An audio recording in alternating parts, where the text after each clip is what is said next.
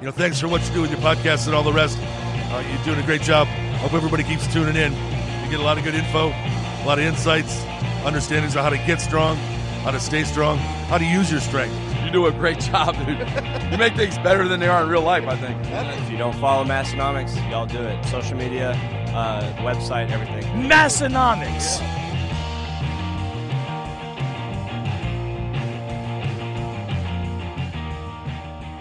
You did the point. Welcome back, everyone, for episode 300. Very special episode 369. Whoa, Nice. I didn't even realize that. Yeah, 369. Very special. What would that word be? Addition or what's like a number in a series? Like, because this is the several weeks of the 7-year anniversary. So this is like the there'd be like a word I'm looking for there. I can't quite think of it. Installment, according to Big Yeah, Stance. like an installment. Yeah, I think installment is good. I'm glad he got it because I wasn't quite following there. Yeah, this is the 369th episode, the maybe 7th installment of the 7-year anniversary of the lifting podcast about nothing, recorded live from western northeast South Dakota and eastern southeast South Dakota. My name is Tanner. And my name is Tommy. If I had to describe this episode in one word, you know what it would be? Saucy. That and nice. Oh. I had at least 30 more guesses ready to go. I gave it away. But it is going to be nice, I think. Honestly, it'll be a nice episode. Yes. Nice. If anything, I think you'll listen to this episode, you get done, and you go, nice. Nice. I hope this will be the nice. Maybe this will be the niceness episode. the nice one. It'll be kind of like the seriousness episode, only it'll be about niceness. Seriousness episode, throwback to season 1 of the Massenomics podcast. That's a way throwback. Deep throwback. Like 2016. Probably, yeah. We do have a lot of stuff. We have many topics we're going to cover today, and also we're going to have some fun. We're going to do some call-in Q&A, so we're going to take some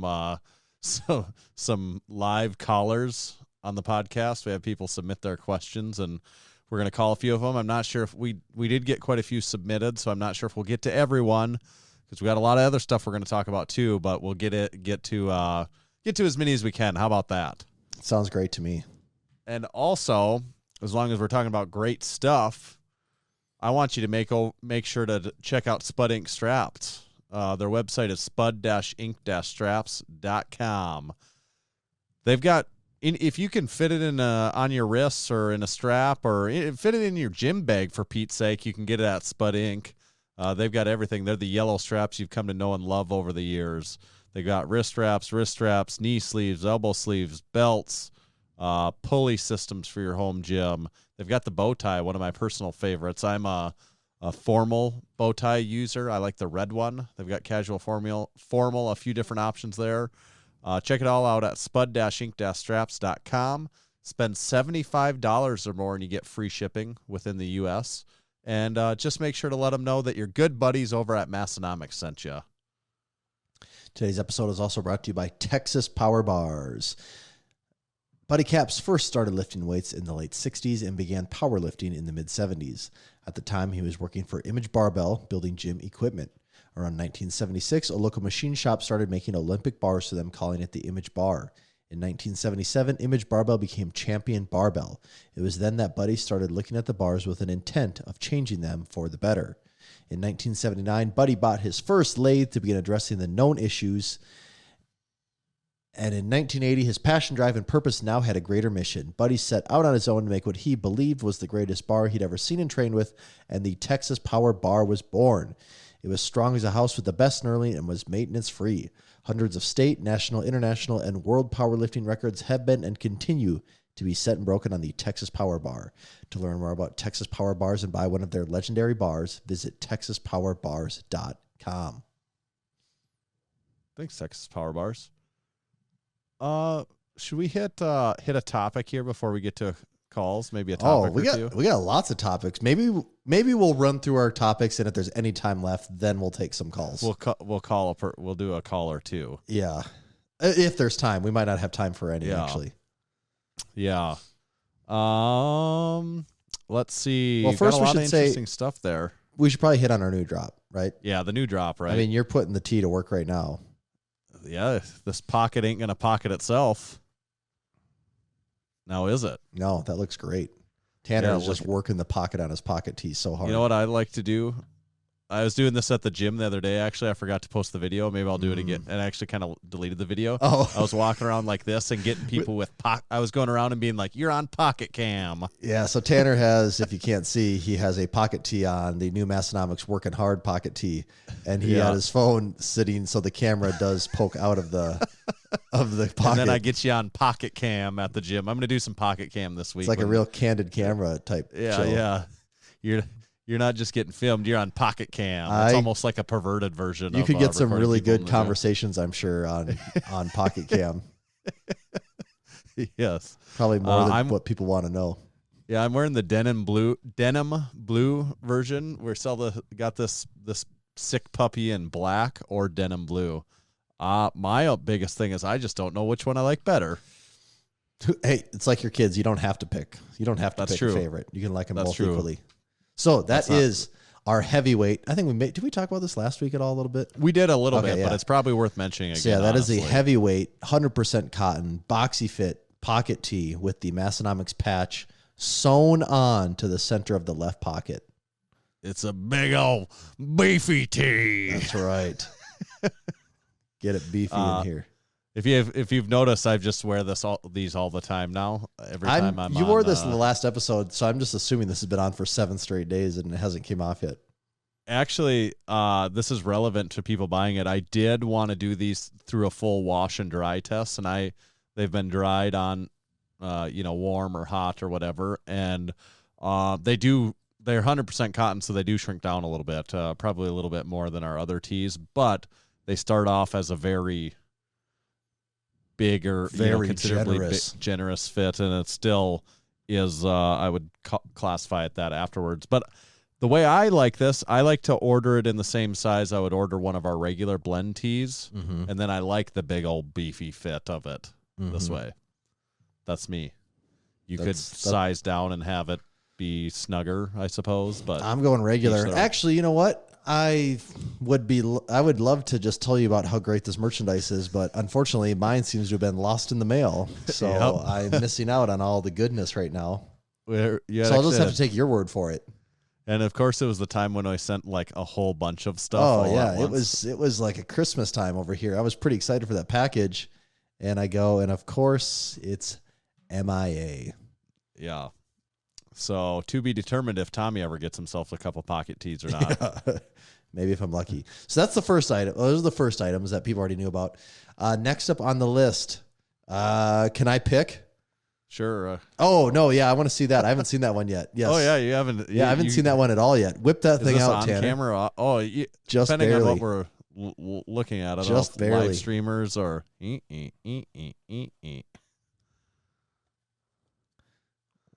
Whoa. Yeah, well, you can see this here. We got the Massenomics leather patch hat, lift hard, live easy, Massenomics apparel company. It's the classic mesh trucker hat. It's on a Richardson hat. Yeah, the trucker back. Got kind of that outdoorsy look to it. Yep. It's the two-tone trucker cap, back being black, mesh is black and front is gray, and the patch is the classic leather, of course, brown leather. With my new favorite Massenomics, hat. with our logo burned right into it. Yep. Although since when since I grew my hair out, I never really know how to wear hats anymore because it's not like wearing hats the way I used to. It is different. Hats don't wear as well for me with my hair now as when I have it a little bit shorter. So waiting for that sweet haircut I get someday to really enjoy this new hat, because this is my new favorite Massenomics hat. So quality looks great on that thing. It is quality. It's the patch is sewn on. It's not ironed on. It's actually stitched into the hat. I don't know if that's coming across in video at all there. You can kind of see it, but she's a quality unit, this new hat. My new favorite Massenomics hat. But I would mention, do not buy our hats. Yeah. There were several comments here. Eddie says, is it back in black? Technically, the back is black, so he's not wrong. And That's true. Kevin does say that the mesh lets the farts right through. He does have a bit of a point there too. You'll just have to find out about that. I would argue that the scent will still stick with it quite well. Sit right in those fibers. Yeah, you were going to get to find out, Tommy, with your first hat shipped to you. I know. I was farts, excited. I wonder, those farts are trapped somewhere between Aberdeen and Sioux Falls right now. Yeah, I was ready to be on the receiving end of that, but who knows? Maybe my package will show up someday. And then the last item in the drop, and this should we do maybe we could do a fulfillment center tour. Yeah, why? What do you got going on there? Well, just as we go over to check out the okay. last item of the drop, Okay. we can go to it a little bit versus me bringing it to the podcast. This is Sort of. this is what I'm very excited for here. We have it's so funny watching the screen rotate. All right, And then I What's can in go like deep, this. the deep nether regions. Yeah. Is of this going to mess up the fulfillment video? center. Well, it depends. Is that other camera move with it or not? That top camera? Yep, they're both moved. Okay, Yeah. well then. So I don't know if you can. Anyone's been able to tell yet what we got going on over here. I'm a little out of the lighting and everything, but you can also see we have a good selection of. Well, I don't know what you can see or can't, but we do have a good selection of all go no show tees down here yet. Those are on sale right now. Yeah, we won't talk about those. But But the new item, the last item is the Massenomics windbreaker, yeah, and it's this a two-tone. We got black sleeves, black top, and camel body. And man, got the hood. yeah, we got the logo, we got the hood, we got the logo on the left chest, and the back, we got Massenomics extra large across the shoulders. Ooh, I like this it. frickin' thing is friggin' sweet. I've been wearing mine. It's just like perfect weather to be wearing this thing too. I know, Not to that's rub why it I in was that so you don't have excited. This. Yeah. It's so windbreaker weather right now, and Yeah. I would love to have one of those, but I guess you just got to play the waiting game. These are really, really nice. Sizing on these, I wear a 2XT, and I've been wearing around a 2X of this. Suppose it depends on the way you like it to fit. I could also wear a 3X of this if I wanted it bigger. But bigger, they do baggier coat. run. They do run longer than our hoodies. That's for sure, right? Yeah, I would say a little longer than the hoodies that we've had, this last year. So that windbreaker is pretty nice. Yeah. So this is the working hard drop. We got the working hard tees. We got the windbreaker for when you're outside working hard. We got the outdoorsy looking cap. Outdoorsy Richardson cap. Oh yeah. Yeah, I'm back. I don't know if you noticed, but I'm back now. Yeah, back I hope everyone enjoyed the tour. from the deep corner of the fulfillment center there. Yep. We're back. So that's the drop, right? Yeah, I'm excited about all those. And it's the working hard drop. Mm-hmm. As of right now, we might Okay. come up with a better idea overnight, but And that comes out Thursday. Well, as you're listening to this, it's already out. Buy the stuff. Damn it. yeah, go on our website. Get it all. While you're there, get a drink spot or two. Yep. Okay. Should we do a call? Yeah, I don't know why not. I'm actually going to crack into a cold one here. I'm very thirsty. Okay. I'm going to crack into. What do you got over there? This is I have what's in the a- can segment. I have a cherry or cranberry lime. Someone said this is the Larry Legend drop. That's also good because Larry is pretty excited about all the items in this drop. He saw that windbreaker and he was like, Oh yeah, he's always, He'd be about whenever he likes something, he likes it because he's like, could you get me one of those? Or, yeah. 'cause He works through the back channel to get his. he does items. work through the back channels. He doesn't like to use the internet. So we go around a different route for Larry's items. Larry likes to pay. Larry's a man that likes to pay in cash. You make him put a money order in, right? Yeah. Okay, Larry's that's a little very old-fashioned. bold. This is a very bold. What's in the can segment you have here, Tanner? Mine's what's in the cardboard box. An Atkins dark chocolate royale. Yeah, something I found in our. I should have shake. Did I shake this? I don't think I shook it. Does it even need to be Do shaken? you actually It drink looks those like- things? I think my wife has them or something. Oh, so have you had this before ever though? Oh yeah. Oh, okay. I mean, I've had a couple of them. All right, that's what I was getting at. Is if this is a first time ever or No, I've had a handful of these in the last couple of years because they're around sometimes and I have it, but it tastes good. I mean, all these things, people get so this is my soapbox that I've gone over 100 times with the podcast, but people get bent out of shape on flavor of protein drinks, and I'm like, they all are fine. It's more texture, I think, than anything. Is the texture palatable? And then we're just talking different levels of chocolateness. This has 15 grams of protein, 1 sugar, 5 grams of fiber, 160 calories. Pretty low calorie. Mm-hmm. Ain't much there. Would you say it's guilt-free? It tastes good, but I like all this shit. And also, okay, this is one more quick tangent on this. I'm not that picky about a lot of stuff like this. Another thing my wife and I went out to eat a few nights ago. We actually don't do that very often. We went to 322 Lounge, which is the first time I've been there since we went with Chad. Since we took Big Chad there. Yeah. And we got our food or something, and my wife tried mine. I tried hers. That's customary. I don't know if you guys do that, but that's pretty customary for us, is sampling each other's. It depends on the day, but yeah, it does happen fairly often. And she goes, "Oh, your fries are cold." And I'd eaten what did I have? I had sweet potato wedge, something like that. I can't remember what exactly it was.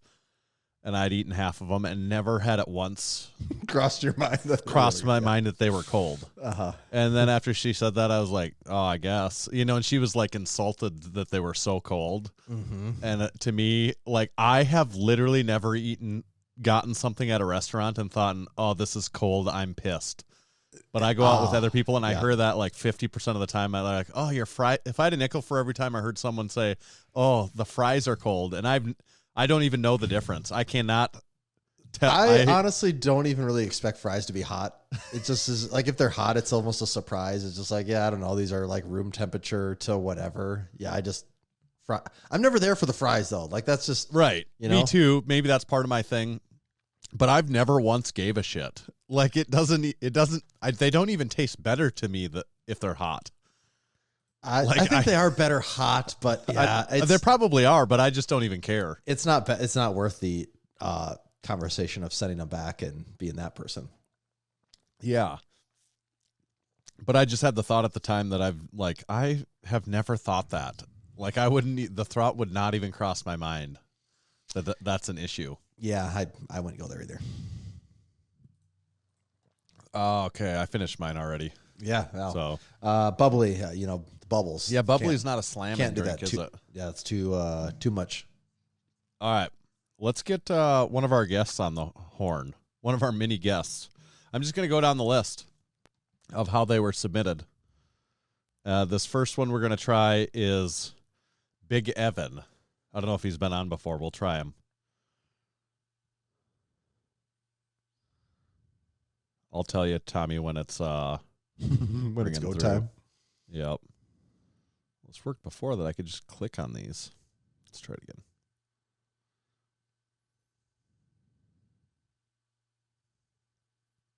Well, there we go. Okay. Let's see if we get Big Evan.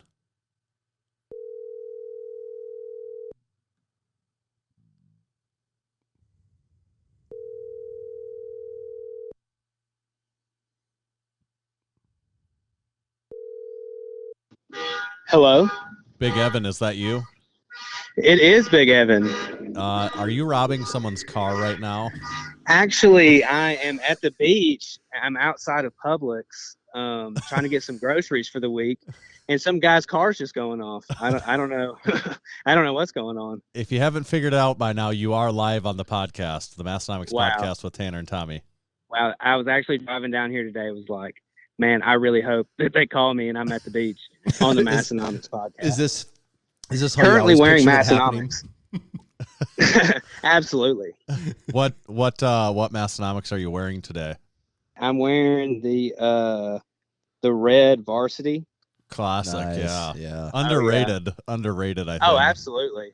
A nice going out shirt for sure. Yeah, that's good. What do you think, Tommy, going out? Oh, for sure. The Without red a pops. That tee definitely pops, too. That one, if any tee pops, it's that one. Oh, for sure. Big Evan, did you have a question for us at all today? Yeah, I did. And I was really thinking, I was like, man, if they call me, I'm going to forget. But I did remember. Okay, so if the wrestler on WWE, The Big Show, if he were to be a guest on the podcast, what would he be called? Would he be called just The Big Show, or would he be called Big Show? That's an interesting question. Isn't Okay. it? Wow, giving us a mental exercise. Yeah. Really. Oh yeah, absolutely. And it's Tommy. What do you think about that? I kind of think he'd be the Big Show, wouldn't he? I think so. He would just have to be. Because his name is the Big Show. But is it Correct. Is it big? Would you say, all right, we've got Big Show, or would you say Big the Big Show? Because is his name the Big Show, or is it Big Show? See, I looked it up. I just looked up on Google Big Show, and it didn't have the in front of it. 'Cause Okay. I also thought it was the. Because that gets weird, I think, if you say the Big Show. Yeah, that doesn't roll quite Yeah, as nice. for sure. We Yeah, would I'm go going- Big Show. Yeah, I like Big Show. That's good. Yeah, that's what I was thinking too. Okay. Well, Evan, we appreciate your question. Great question. You were the first question too, so you just kicked Oh, this wow. thing off with a bang. Oh wow, that's awesome. All right. Thanks, Big Evan. Enjoy the beach. All right, thank y'all. All right, appreciate it. Y'all have a good one. You too. Yeah. It really goes to show life is a beach, isn't it, Tommy? Mm-hmm. Life's a beach. Dig it. Isn't that what they say? It's like that show, Beaches. I think that's a show. King of the Beach. That sounds right. That was a show back in the day. Jersey Never saw Shore. it, Now that was a show. That was also very much a show. All right. Should we call another person? This is fun. I forgot how fun this is. I love calling people and then them being surprised. I should have asked, but I feel like Big Evan has not been on the show before. I don't think so. I don't remember him. Nope. I mean, he definitely wasn't at the beach the last time. I can tell He you did that. great though. He had a presence for podcast. Like I could feel he was a Yeah. natural. His the way his voice just tickled my eardrums was just something else. It tickled all sorts of parts of me. All right. Next is Big David, I think we got here. Should we give Big David one of the Davids anyways? We'll get it one of the Davids going. Or we'll try at least. We'll see how many people don't hear. Hello, Oh, is this one of the Big Davids? this is one of them. I had to drop off the Zoom. Okay. we talked this is about, like do a we let radio them- show now where we have to say, now please make sure to turn your radio down in the background. We're getting an echo. Exactly. I feel like, judging by your voice, you're not the UK David. It's possible. I might just have a light accent. You've really become Americanized. Americanized. yeah, colonized or whatever. Yep. Okay. Big David, you are live on the Massenomics podcast with Tanner and Tommy. Wow. Have you ever been before? Yeah, for the last call-in Okay. one. What was your question then? Oh, okay. It's a good one. It was, have you watched The Wire yet? The answer has not changed, Big David. The answer is still no. Good question again, though. Do you have a question for us this time? Yeah, I'm glad I didn't waste it again. But so this time, I was wondering if you could give us details of the next contest. That's interesting. That's a good question. That is a good, actually. It's a relevant question because Tanner and I were just talking about this morning. Yeah, we had we had a called a all heads meeting this morning to discuss the next contest. And There's a lot of rundowns and everything going on. In true Massenomics fashion, of course, we can't spill the cool beans quite yet. But what could we say anything? Could we give anything? Could we say anything fun about it that won't give anything away? Well, it's kind of like two moving pieces here, and one's sort of really up in the air. But the other part is fairly concrete. I'm trying to think of what we can. I was gonna say one word, but I didn't want to give the whole thing away. with Yeah, that I know. one I don't word, want. So I would say one of the things we're working on. It's tied together. There's a whole bunch of moving parts that all. There's a contest. There's something. A crew perk. There's monetary compensation involved. There's a drop. Like we're doing this whole thing where it's all tied in together. So it'd be fun, and it will be a type of competition that everyone can get involved in, and anyone could win. Sounds good. I would say that. How's that, Big David? Would you? Sounds good. Would you say that it harkens? Yeah, it does actually. There is That actually some a harkening. good. That This is contest does do some harkening. You are. We're not just saying that either. It No, does. somewhat joking aside, that is a good word to put around this contest, actually. So, Sounds good. all right, thanks, Big Is David. that cryptic enough? All right, thank you. Yeah. All right, see ya. Geez, these guys are naturals. They're asking to just let us unmute them, so I can try, Tanner. We can see. Yeah, so we talked about that, right, beforehand? Oh, yeah, God, we did. I'm already They- losing my mind.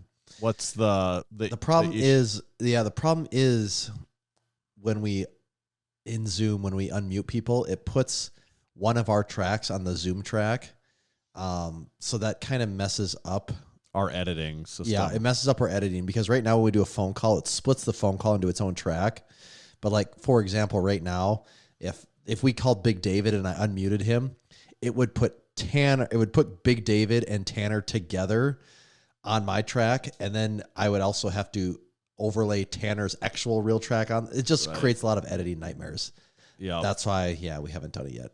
So maybe there's workarounds for that at some point in time we could do it that way, but that's not our ideal method as of yet, right? Yeah, we're just keeping it simple. Yes. Keep it simple, stupid. I'm not calling anyone stupid, but it's just like a little clever thing. It's the KISS method. Means keep it. Big Nate was wondering if it picked up in the recording because Jeff didn't. Jeff did pick up in the recording. I just don't use that track. Right. Sometimes I have no snare in my headphones, and I have to tell Tommy I have no snare in my headphones. Yeah, and then turn Big it Jeff up. notifies us that he'll just be back up. Be up after his thing, and then it all works out. Okay, should we call someone else? Let's keep it Let's do rolling. another call.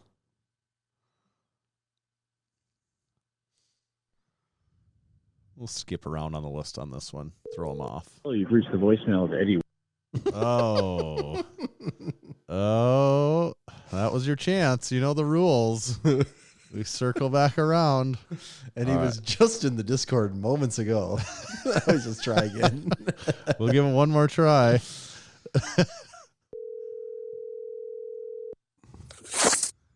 Hello, it's Big Eddie. Big Eddie, that is you, it sounds like. Did we catch you going to bed early, Eddie? On? You old sorry son of a bitch. Or were you just resting your eyes? Big Eddie, how's it going? It's going well. It's going very well. Big Eddie, better otherwise known as the mole, who turned out not to actually be the mole, but highly suspicious as the mole. I am the mole. Yeah. Does any? Or am I? That's what I don't think that there was ever really a definitive answer on that. Big Eddie, are you taking care of my dumbbells over there? I am taking. We're good flipping care the script. I have a question for you. Yep. Are you taking care of the dumbbells over there? Yes, I am. I've run out of space on that York rack that came with the first big collection. Yeah. You're going to have to pick up another rack just on your own now. Yeah. There was Eddie's picked up dumbbells for me like 4 times now, I think, right? From 4 really? That many? Yeah. Like that. And the last one, there was kind of an interesting story. I'll tell it from my end, and Eddie could interject from his end. But it was just a couple pairs of small ones. It was the 12. He had the 12s, which 12s are pretty rare. One of the more expensive sets to find, and found someone that was selling 12s for a good price. Had a couple other pairs with them, so I was just basically buying those so I could get the 12s. This person lives in same state as Big Eddie. I don't know. Is it like an hour drive from you, Eddie? Is that Probably like a 30 to 40 minute drive. okay? And I had offered I had said like I would buy him if my buddy Big Eddie could get there. So maybe he'll be able to at some point in time. And if he still got him, I'd buy him. And I'm there every couple weeks. Right. But then this guy, messaged me out of the blue. I think it was a weekend day, and just said, Yep. "Hey, Sunday. if I brought him to him, would you buy him today?" And or something like that. Or he just said, if I could deliver him to him in his town, would you buy him? And I was like, "Oh yeah, that's great. That's And then did you say, it's my cash and I want it now? Well, and I later figured out he must have really wanted the cash, and so be it or whatever. But I didn't know when he was going to do this. I just said, yeah, we'll work that out. And I gave Eddie his number, or gave him Eddie's number. And I kind of was under the assumption, we'd make this work within the next week or two. And then what happened, Eddie? So I'm getting like messages from Tanner, and it's like, hey, he says he'll come deliver, and I'm like, are you sure? Like, it's not a problem. He's like, no, he wants to do it. He's like, I gave him your contact info. He's going to reach out and set up a day and time. I'm like, all right, no sweat. And then like half an hour later, I get this message, and it's like, all right, I'm on my way. I was like, dude, I'm not even home. I'm like, I'm at church for the next couple hours. And I hadn't gotten Eddie the money yet and stuff either. So there's a number of reasons. Tanner and I haven't even talked to money. Yeah. And I'm like, well, I should be home between like 1:30 and 2. And he's like, well, can you be there by 1:30? I was like, who is this guy? Who the hell does he think he is? Yeah. And what gives him the right? Yes. So we end up meeting up, and and then I'm looking at them, and I do my inspection to make sure they're all good to go, and the goods are good. And then I'm like, great. How's the payment working out? Is he gonna Venmo it to you? Because a lot of the times I Venmo these people ahead of time so that yeah, that or Eddie like doesn't have to mess. I inspect it, and then I message Tanner and be like, all right, it's good. Send the cash. Yeah, Eddie checks it out and then gives me the green light. Yes, send the transaction. It's not it's not it's not junk. Yeah. And this guy goes, he said that he was gonna send you the money and you'd pay cash. And I'm just like, oh, okay. Well, how much is it? I always carry cash for actual gym purposes in case I like find something. Then that's like what I carry cash for. And I was like, well, I'm $30 short, but my ATM's a block away.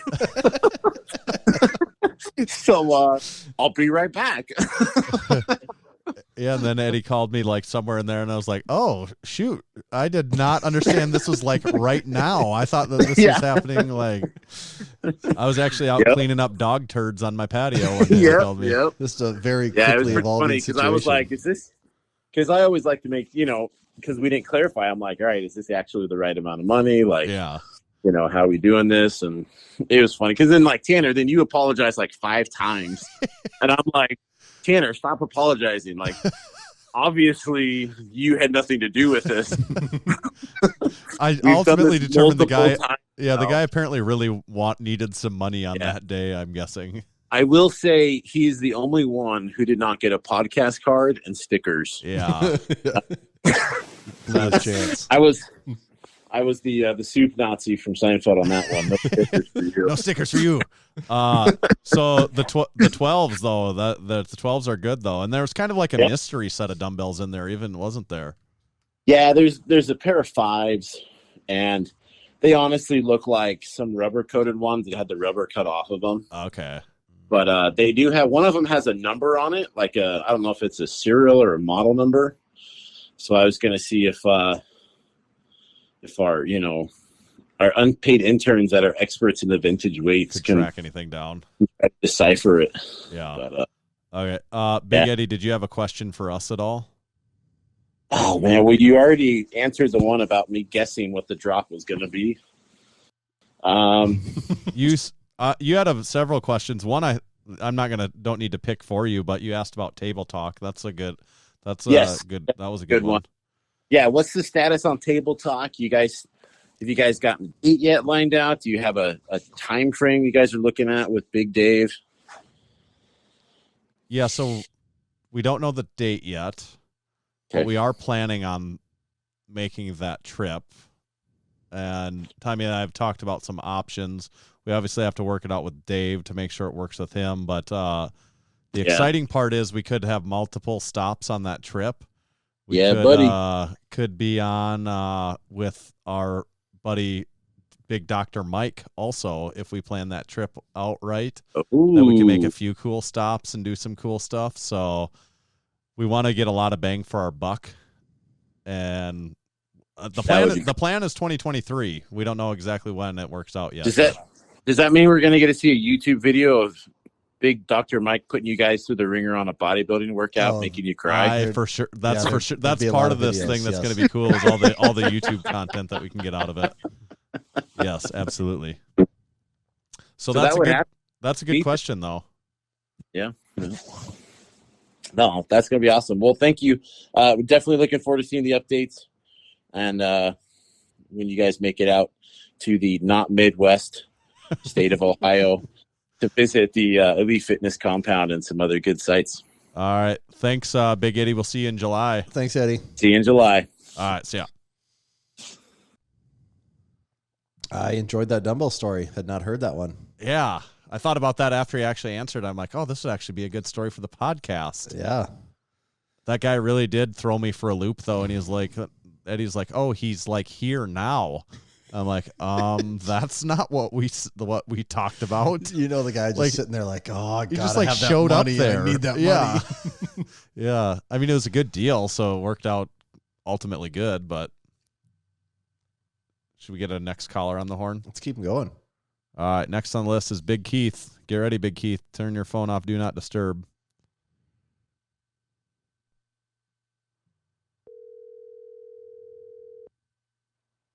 What's happening, gentlemen? Big Keith, is that you?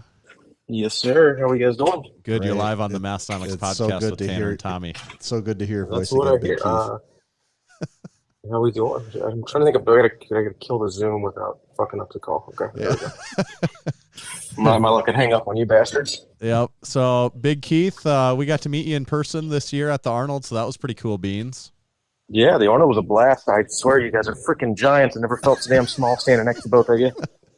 Yeah, we do get that at the Arnold from time to time. It was fun, though. It was cool. There was the amount of crew that was there this year. Do you think you'll make the trip again for that next year, or what do you think?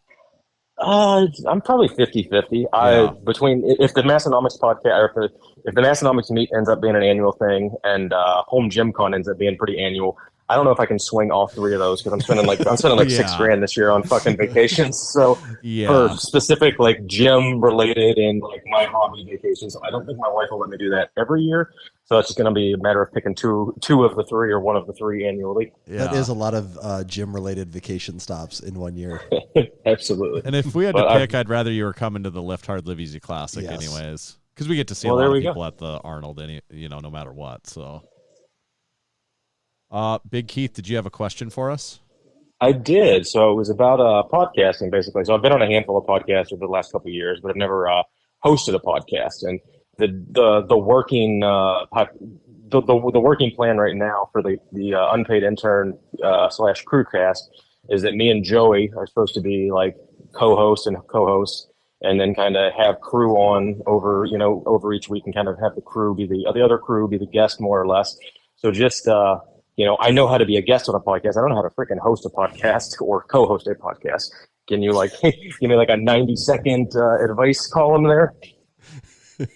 That's a Tommy, good question. do you got it? That's a real question, actually. I guess I would probably say our number one thing is we do, as the host, it is your job to keep things moving. So you do have to have a bit of it helps to have a bit of an idea of what the roadmap is.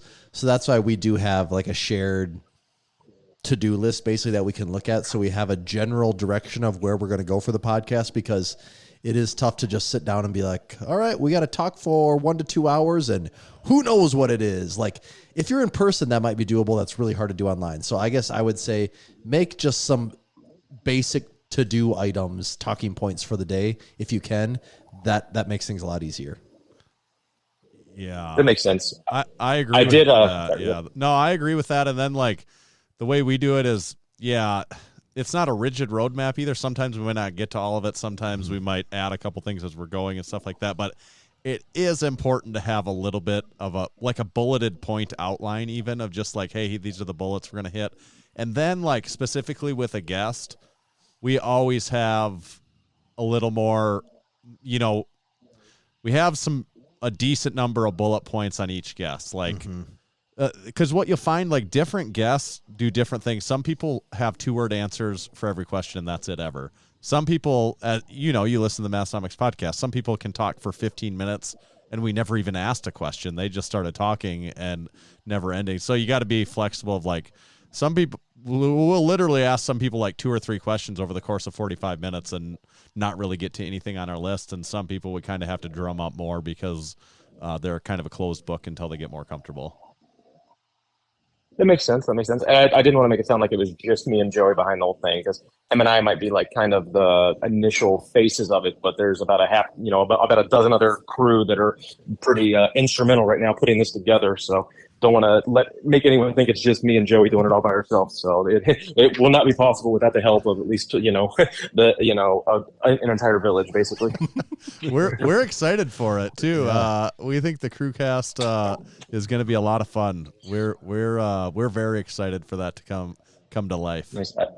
I think we're doing a pilot episode next Thursday because I had family in town this week, so we had to push it a week. So I think we're going to do a dry run, and we'll see. We'll go from there. A little dry handy run. It's only one way to find out. So are you going to record the dry run? I'm pretty good at it, Nate. We did a Zoom call, like 7 or 8 of us last week, and kind of brainstormed a lot of stuff. And I'm pretty sure this next one was going to be, I think it was supposed to be me, Nate, and Joey, I believe, but I could be wrong.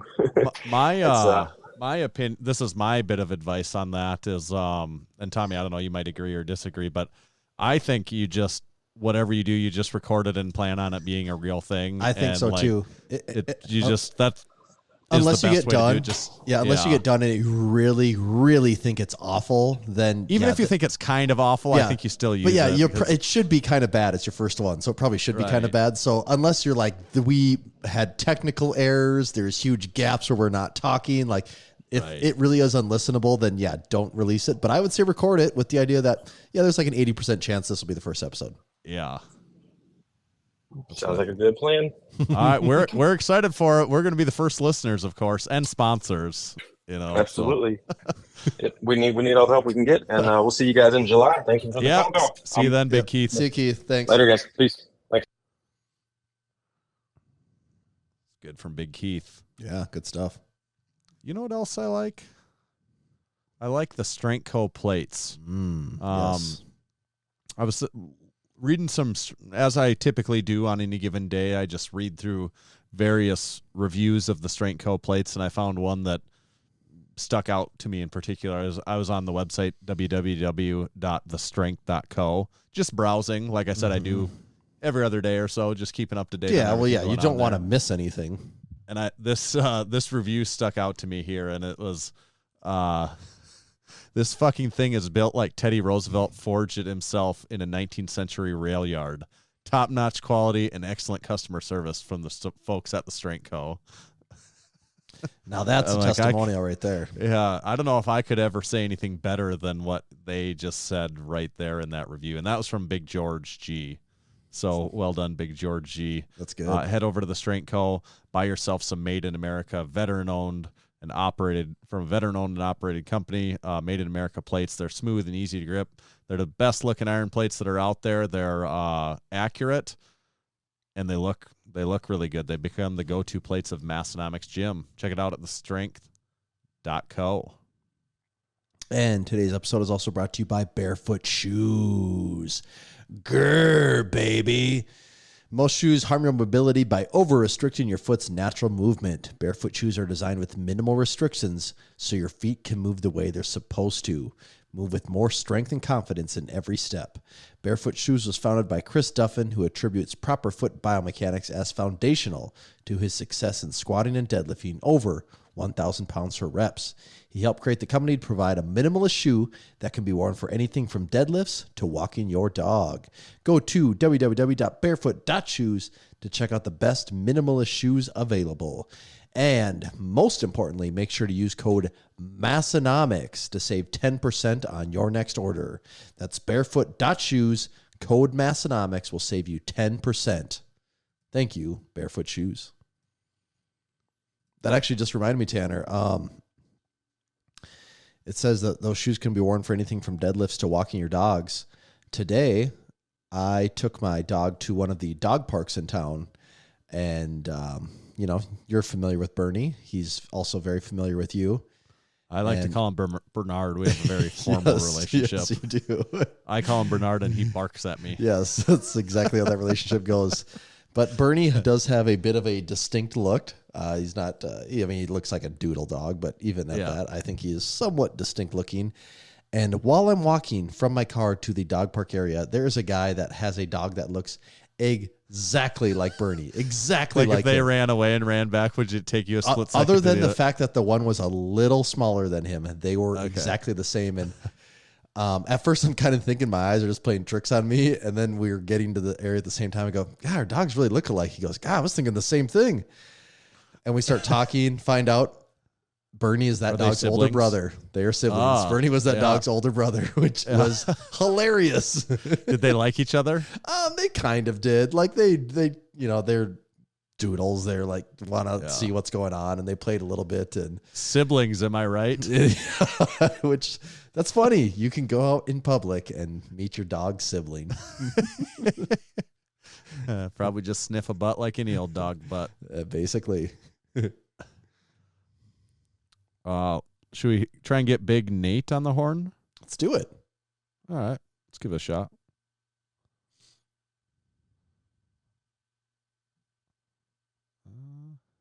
Sometimes easier said than done.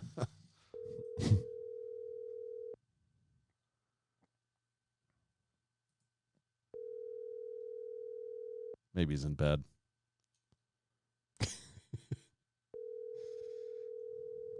Probably doesn't know how to answer his phone. They're doing technical things or something. He's not good at tech stuff.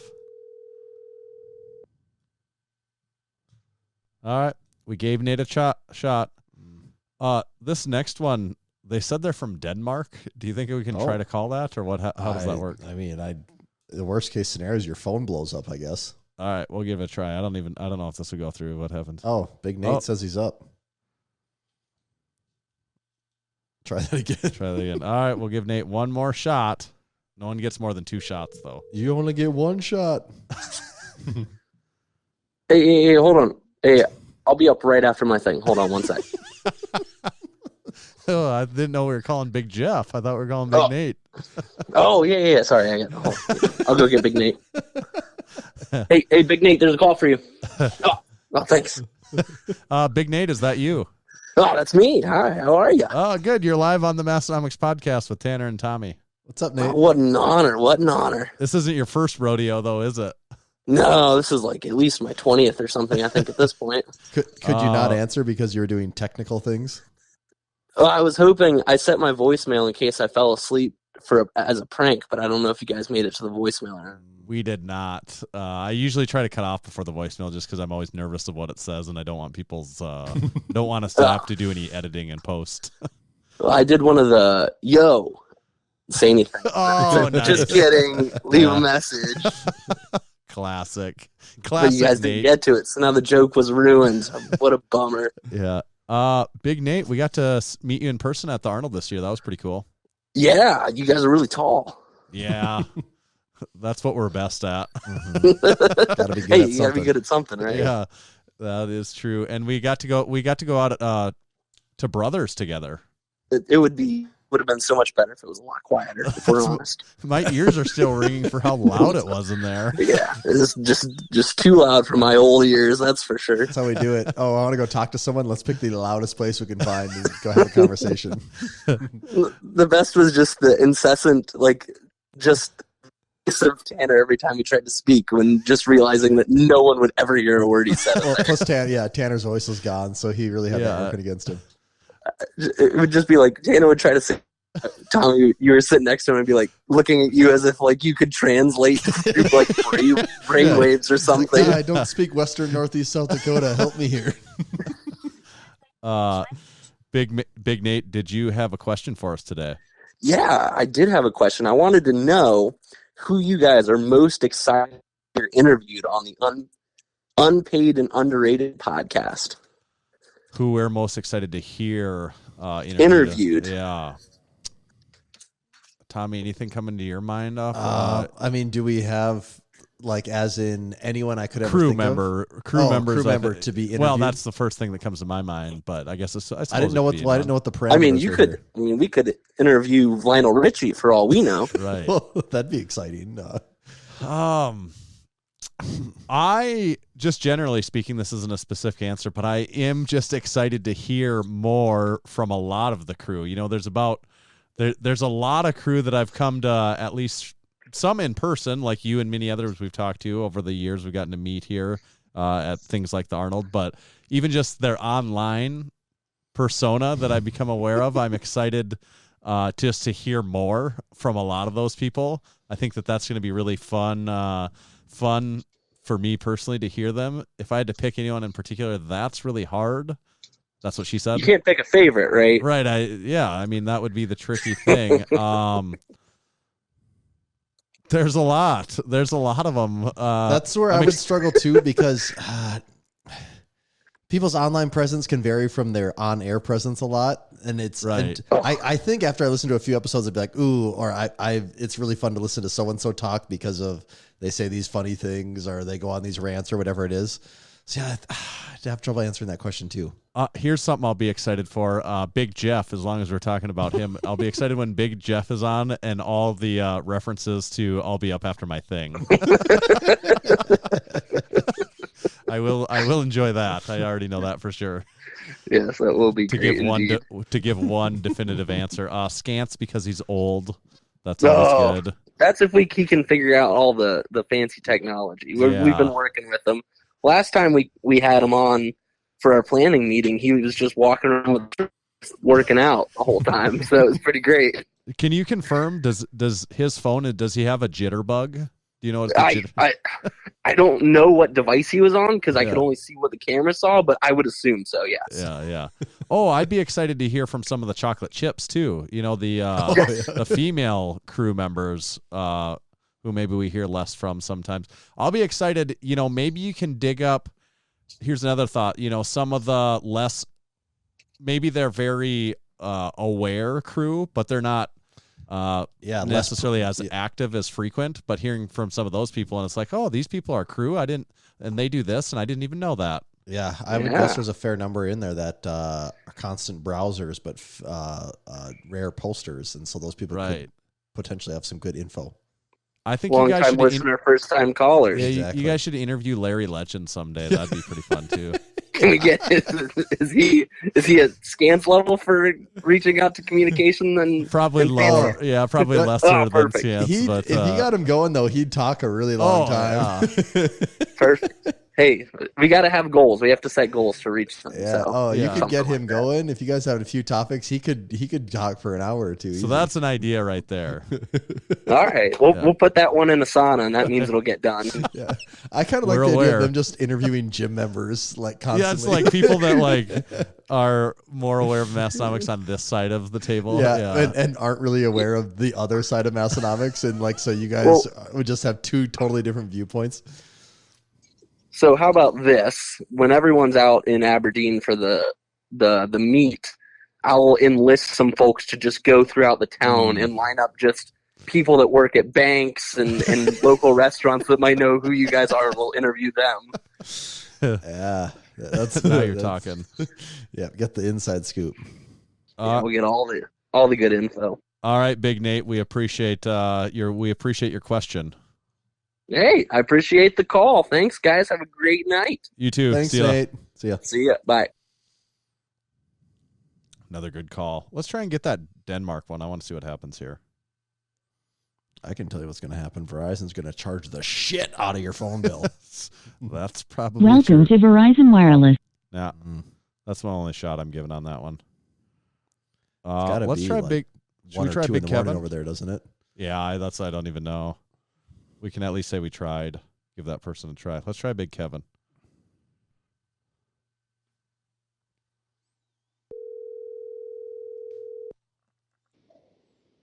Fellas. Big Kevin, is that you?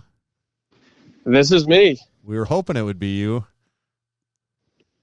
You're live on the Massenomics podcast with Tanner and Tommy, all the way from Ohio, I'm guessing. Yeah, in the northern northeast Ohio, I would say. Okay. Big Kevin, Kevin, have you ever I been like on to- the Massenomics podcast before at all in a call-in capacity? Yeah, I was a short call on the last one. I got you guys going on about a 20-minute ramble about World's Strongest Man last year. Okay.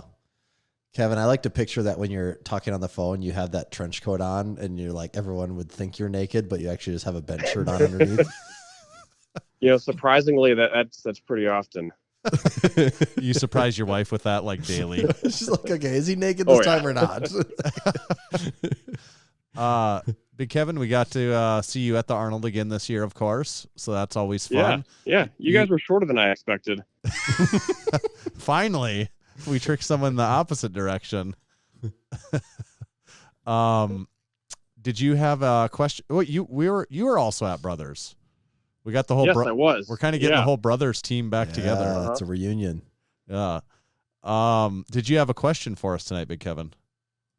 Yeah, I do. For those of us that can't make it to the Lift Hard, Live Easy Classic, what other ways can we participate that weekend? Maybe if you live stream it somewhere, or maybe do some virtual powerlifting meet like the garage gym competition, something like that.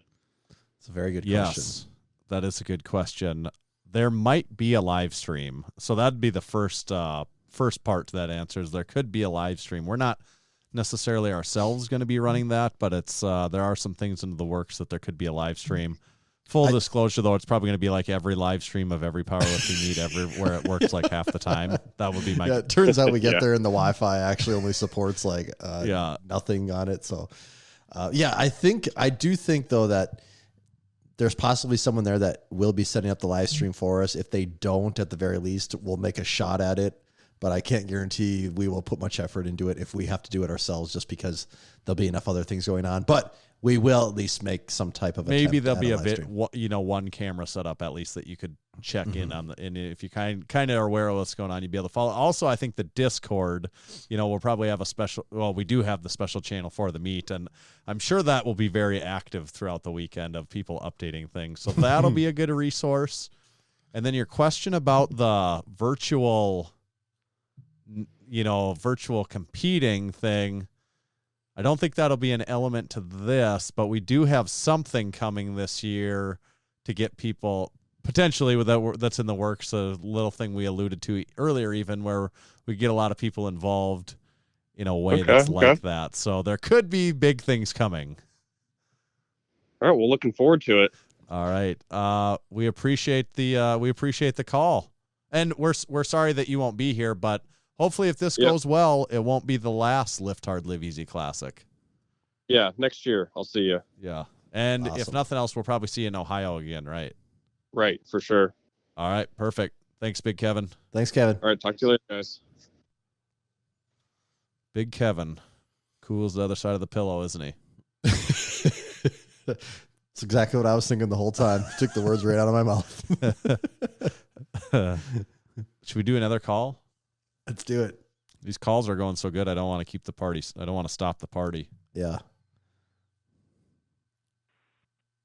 Your call has been forwarded. Oh, someone else wanted to stop the party. That was though. Big Carp. Big of Carp's gym. So he's going to be sorry that he. Why did so many people's thing go to right to voicemail? I'm wondering if it just sees that you're not from your area code so far away that it just shuts you down. Okay. All right. Let's try Big Johnny. Give Big Johnny a try.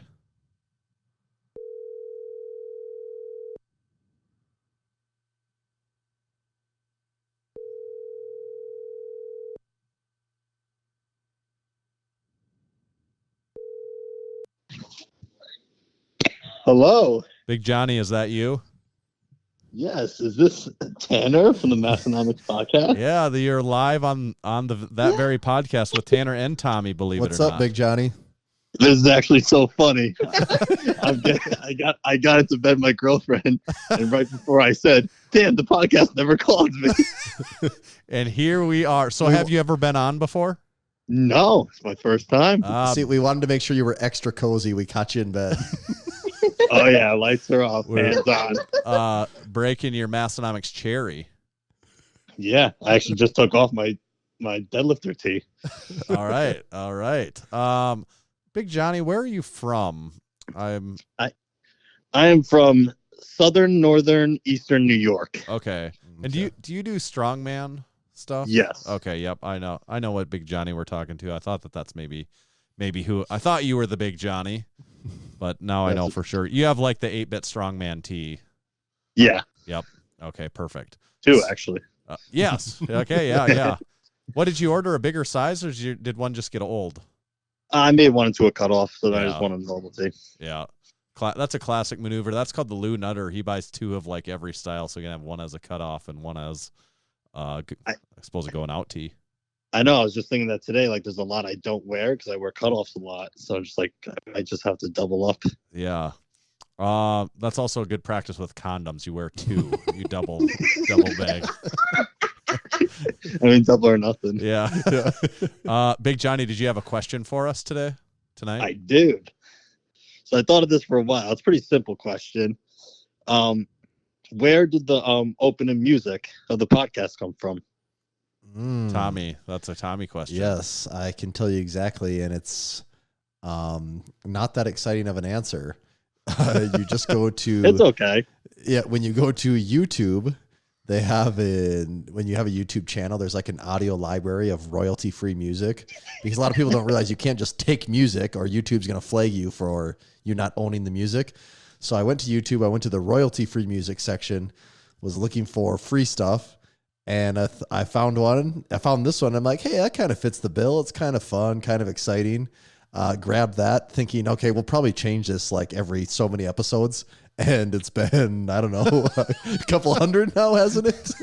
Yeah. 370 maybe? 369. Nice. Yeah, but nice. We've had this, how long have we had this music though, Tanner? Since maybe was it since I took over maybe? Or it was a little while into it. Before that? Okay. Well, I think it was after you took over, but it wasn't right away. It wasn't at like episode 125. Oh, yeah, it was like robotic. That's what I was going to say. That was the very original. The original one was the Tyler robot voice that he dug up on that one. Yeah.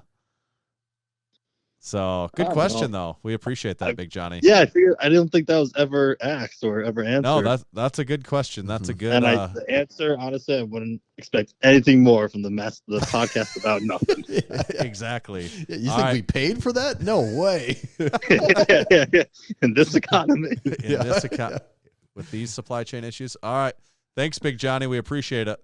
Thanks, Big Johnny. No problem. Appreciate you calling. All right. See ya. See ya.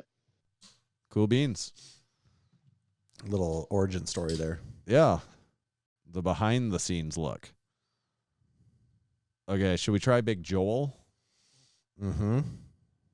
All you can do is try. That's right.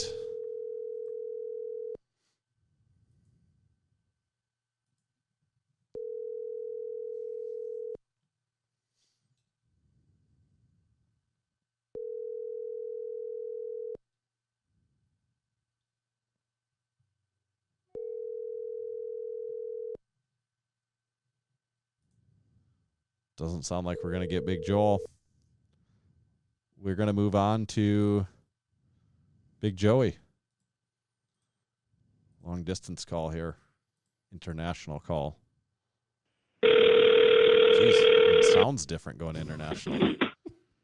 Well, how are you now? Big Joey, is that you? This is. Your sound kind of scratchy. Must be that Canadian. I think it's the border. Across the border. Is that better? No, but it's good enough.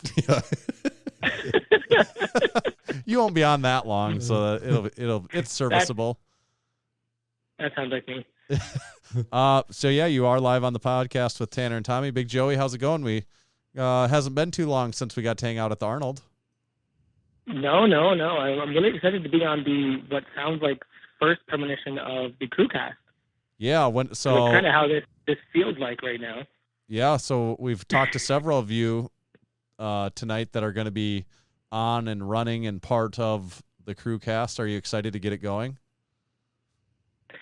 Kind of nervous as well, but I mean, Keith is pretty funny. Nate's pretty funny. Big Matt's really funny. I can't wait to get him on it. That's a good call out from the questions earlier. Big Matt will be one that I'll be excited to hear from too.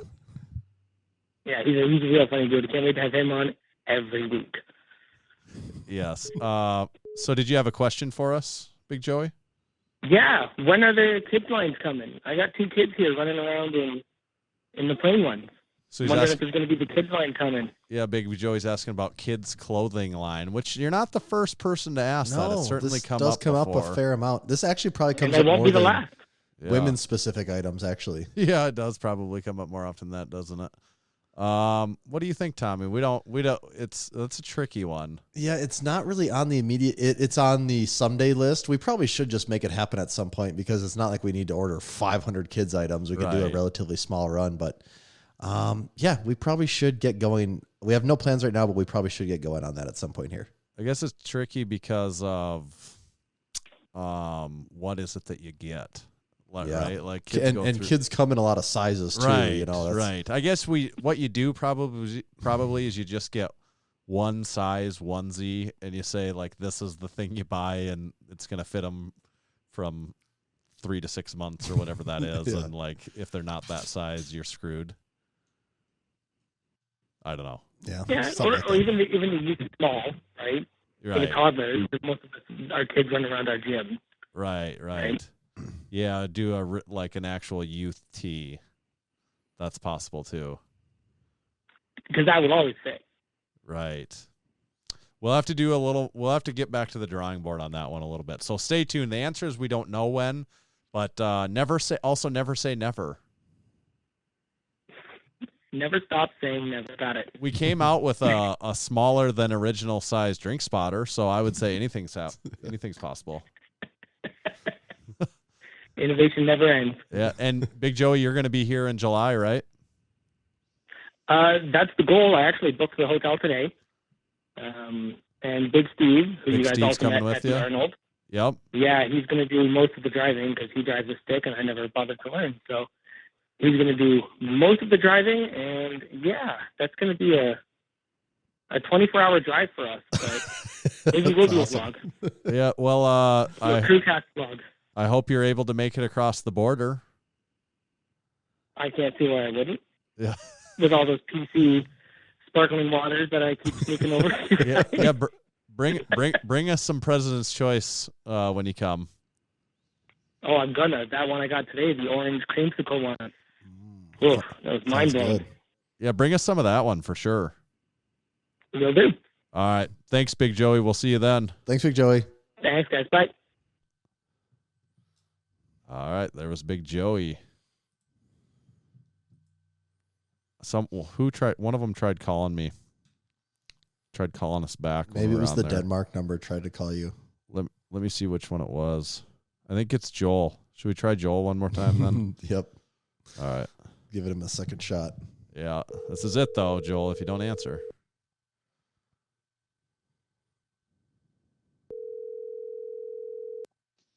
Yo. Big Joel, is that you? It is. You are live on the Massenomics podcast with Tanner and Tommy. How's it going? What's up, Big Joel? What? It's going fantastic. How are y'all? Good. You did it. You've made it. I made it? This is your 5 minutes of fame right here. A whole 5 minutes of fame? Well, wow. no guarantee we give you that many. Yeah, actually, it'd probably be less than that. Have you ever been on the Massenomics podcast before? I don't believe so. Oh. But you're a listener. That is true. We'll count that then. Did you have a question for us tonight? Yeah, so I met y'all at y'all's booth in Columbus at the Arnold, and I was kind of off put after a purchase of a T-shirt. Y'all pronounced the word bag as beg, and I was very thrown off by that. I had to take a quick moment to myself, so I just wanted to, get the full breakdown. Are there any other South Dakotan terms maybe you can enlighten us on? Yeah, so it's the way people from the Midwest pronounce that A sound. So, and I never even I'm aware of that until we go to Columbus. And the question I always ask people is, they buy a T-shirt, and I go, "Do you want in a bag?" I go, "Do you want a bag for that?" And it's like, oh, it's like asking someone would they like to beg for the T-shirt. That's just what crosses my mind. So then I do catch myself just saying, "Do you want a sack for that?" But bag is one. Oh wow! There's a bag, and then the other one I never was aware of this until someone brought it up in the Discord not that long ago. We say bag and flag, like the thing that blows in the wind. Flag. Is that a weird way of saying that too? I mean, when you say flag, you might be decreasing on patriotism points.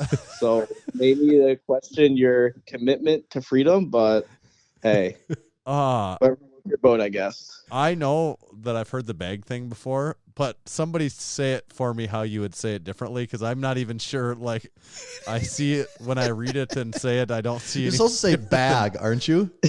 What? I mean, I have like a nasally Cleveland voice, so it's like bag, but that can get aggressive at times. Okay. Like bad with the G, bag. Yep, Bag. pretty much. I don't just like think about the word, but make it more annoying. That's pretty much how I say it. Okay, Bag. No, I can't not say BEG. Yeah. Like I just. Okay, it might be more anabolic that way. I hope so. The other one, okay. What do you? All right, here's one for you. What do you put when you're going to put a letter in the mail? What do you put the letter in before you mail it? The mailbox? Even before that. Wait, what? That thing you lick shut and put a letter in. Envelope? Like what you put the piece of paper Yeah. inside and. Yeah. What do you say? An envelope. Okay. See, a lot of people say envelope. Oh no, but I say envelope too. Wait, okay. So there we go. Some friendship points there. Yeah, appreciate on the same it. page there. Where are you from, Big Joel? Where'd you say? Are you? So I'm originally from Cleveland, but I live in Columbus now. Oh, okay. So you didn't have to. So you were at the Arnold. We met you this year at the Arnold. Correct. What'd you buy to put in your bag at the Arnold? I got I think you guys call it the Massenomics t-shirt. Oh, yeah. Nice choice. Yeah, so definitely was surveying what to get. The lift hard, live easy stuff was kind of a hard pass up, but pretty big death metal fan over here. So okay, the Massenomics kind of spoke to me. But yeah, so definitely looking forward. And were you aware of Massenomics prior to the Arnold this year, or was it new to you? Honestly, like what's hilarious is that I did not put the U2 with that brand together. Yeah, I just kind of remember in college, like seeing people start to wear your stuff, the kind of the Miller Lite Lift T-shirt sort of thing. Yep. And then I kind of just associated that with some like bodybuilder bro-y type shit. But then once I started, so I was like, oh, these guys are kind of douchebags over here. But then, once I heard your voice, I mean, you have maybe one of the most polite, most white Caucasianist sounding voices I've ever heard in my life. So I'm like, and on the nice side. So I was like, okay, these are some white boys I can hang out with. I like these. Okay. All right, that's good stuff. Yeah, that was very good. And just checking here, that's 5 minutes. You got your 5 minutes of fame. So thanks, Big Joel. Woo! Yep. At Joe Liftnut on Instagram. Follow me. What's up? All right, bye. All right, see ya.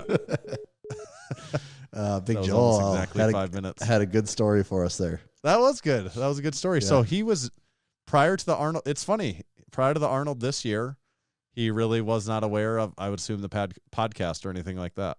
Mm-hmm. And now he's got a T. He's been on the podcast. He's a podcast listener. He's been on the podcast. That's what you want. Good stuff.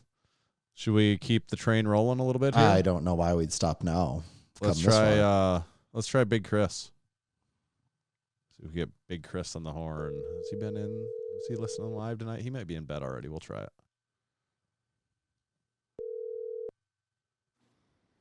Buddy Caps.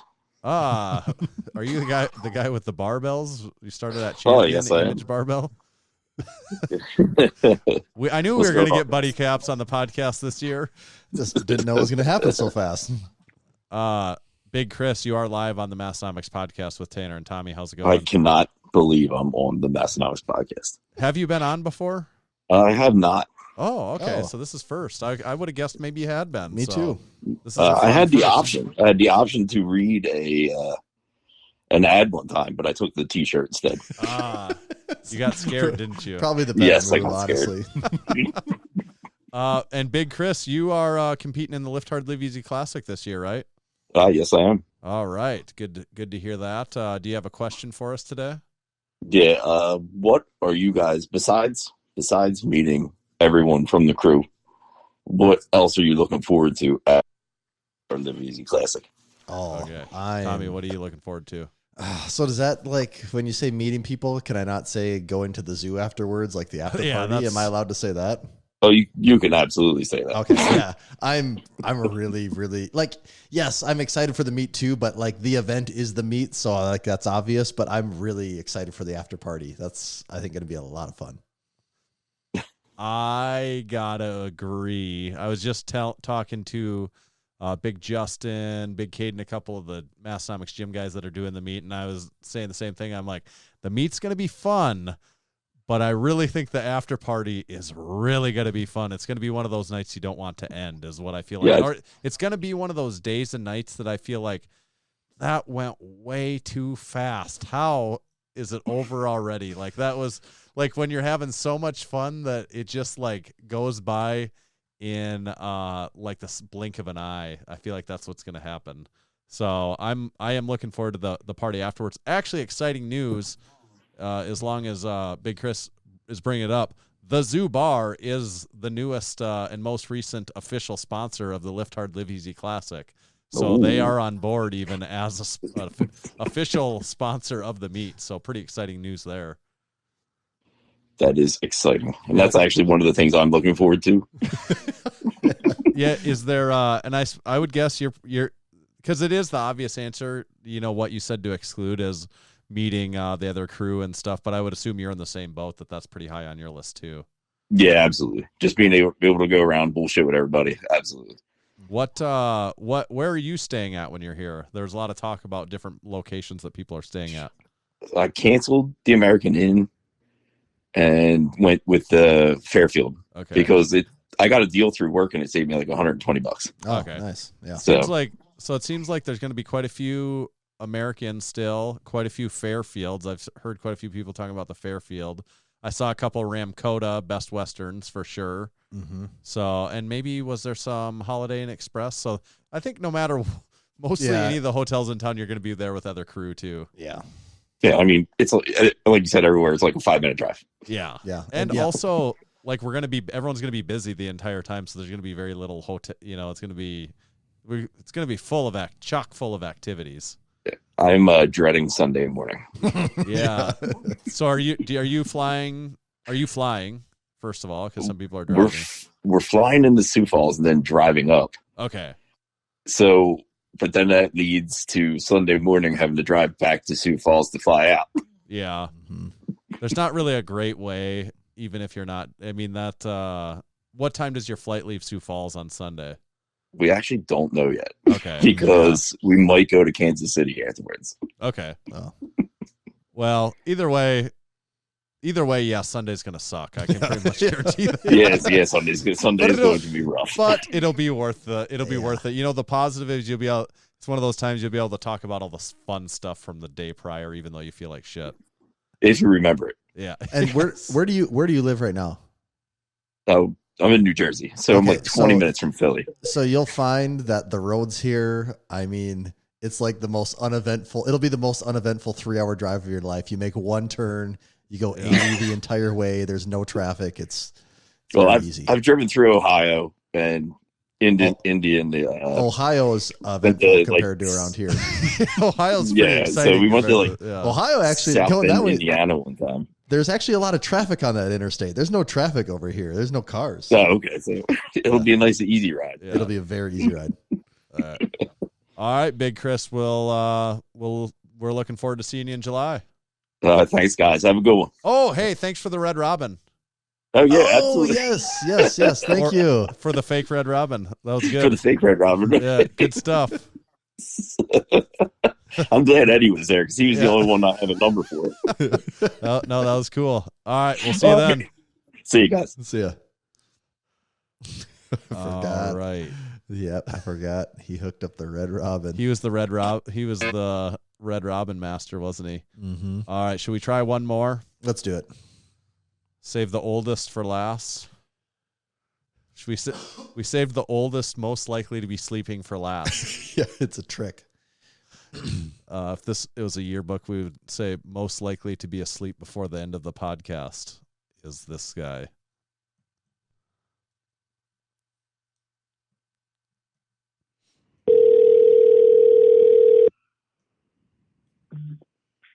All these young bucks are popping off the Discord early. They And you guys are saying the old man.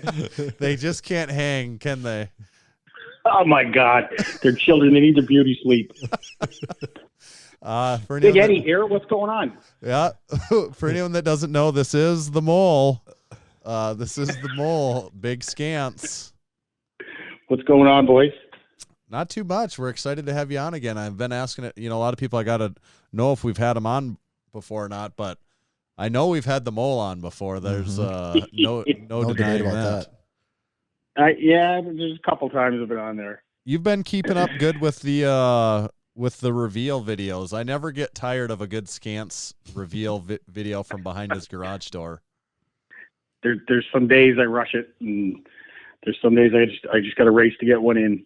Well, but not everyone's going to be a gem though either. It's not everyone can be perfect. Oh, that's it. It's free. Can't complain too much. Yeah. And Big Scants, you're competing in the Lift Hard Live Easy Classic, right? I am. I think I'm the only fellow in my category, just me and Death. Just gonna beat him. That's all you got to beat. And so are you flying into where are you flying into? I'm flying right into Aberdeen. Okay, nice. And where are you staying? Well, I'm shifting.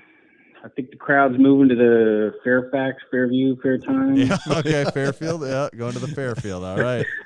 Yeah. So but yeah, I actually got to see what I'm flying in because Expedia got a hold of me a little while ago and said, "Hey, we just made a few random changes," and I haven't been able to get a hold of them yet to find out what that exactly means. So, but I'm supposed to come in Thursday and rolling out Monday. Okay. All right. So you coming out Monday would be nice. That would be preferable. Sunday you for can all the people that have relax. the yeah. Oh yeah, I refuse.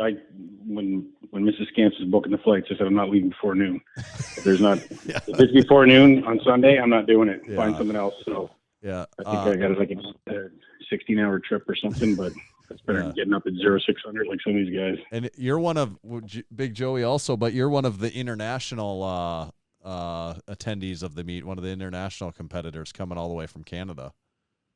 I think I am. I think I may be the most traveled for this one.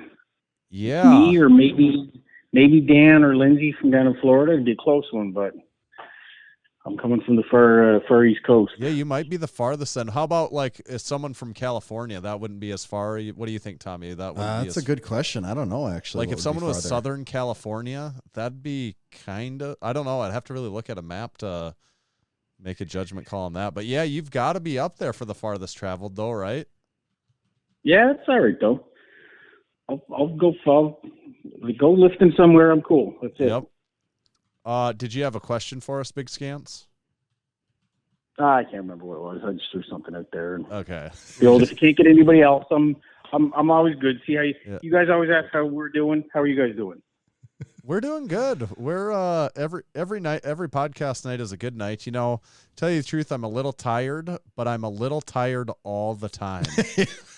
And, oh man, Submaster's life, baby. That's Tanner, you just have described my life this last month so hard. I got 3 little kids, a couple full-time jobs, and I'm a little.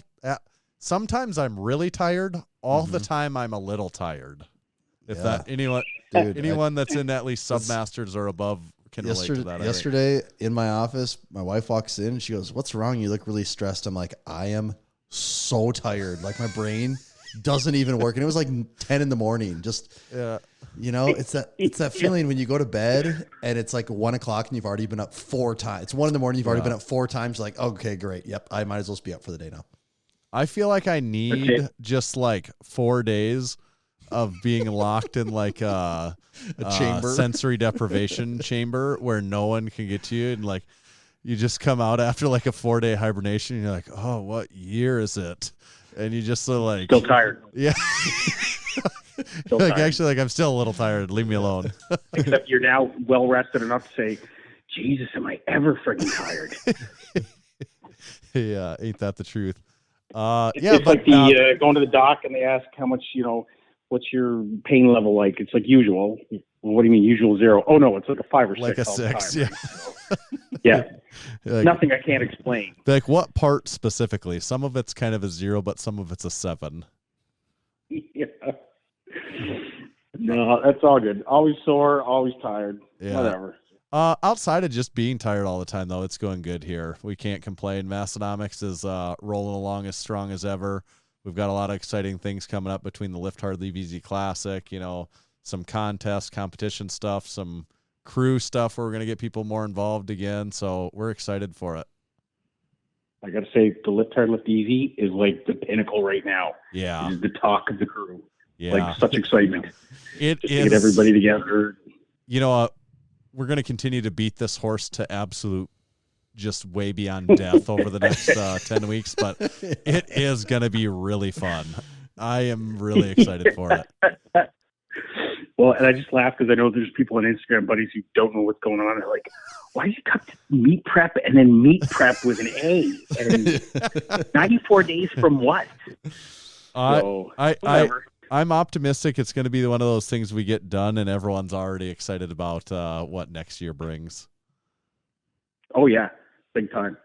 I think this is probably going to be my last powerlifting meet, so I got to go with a bang on this one. So, yeah. I haven't done one in 4 years. So I have to learn to relearn how to bench press again. So, but I'm pretty sure as a master, I can pick my overhead or my pressing, but I could do axle press or my choice, I think, isn't it? Did you sign up? Are you in master's class then, or what's the exact designation? Yeah, Masters 100. Okay. And well, I'm not sure they call it Masters, but XPC's got like, I'm used to Masters being like 40 to 49 and then 50 to 59, but I think they break it down into like subcategories. So it'll be Masters, I don't know, 2.5 or something, or whatever. What are you, 220 weight class or 242 or what weight class are you? No, 220. 220. And how old are you? 52 for this. Okay, so you'd be like Masters 2. I'm wondering, so like Larry's not in that class then, right, Tommy? Would he be a different one? I don't know what the range is on it. Yeah, because I think he's 47. Larry, I was gonna say 47. He's in the same weight yeah, class. So he should be it'd be same weight class, but I think that is it's Masters 1. Okay. I think that's what they do, Masters 1, Masters 2, or it doesn't matter to me. I'm just showing up lifting weights. We just know we're just counting on you two to keep We're counting on you two to keep the warm up room running tight. No funny business from it'll the be younger grip guys tight. back there. So you gonna leave those on the bar there, are you? That's a smart idea there, bud? I'm thinking that's a no. Where's your mother? I would say out of all the Canadian people we've either interviewed on the show or talk to like crew and stuff like that, Scance is always the one that reminds me the most of Trailer Park, some of the guys on Trailer Park Boys. You've got the best Canadian accent. Well, as I said, there's Julian had a pizza place 2 miles from where I grew up. The boys are all from the local area. Well, that makes sense then. Where I'm from. So there's, I know guys who are like some of the characters. So, and yeah. Anyway, it could have been you. It could have been. Jesus, maybe I'm Bubbles. I like to think huge parts of the show are based on your life.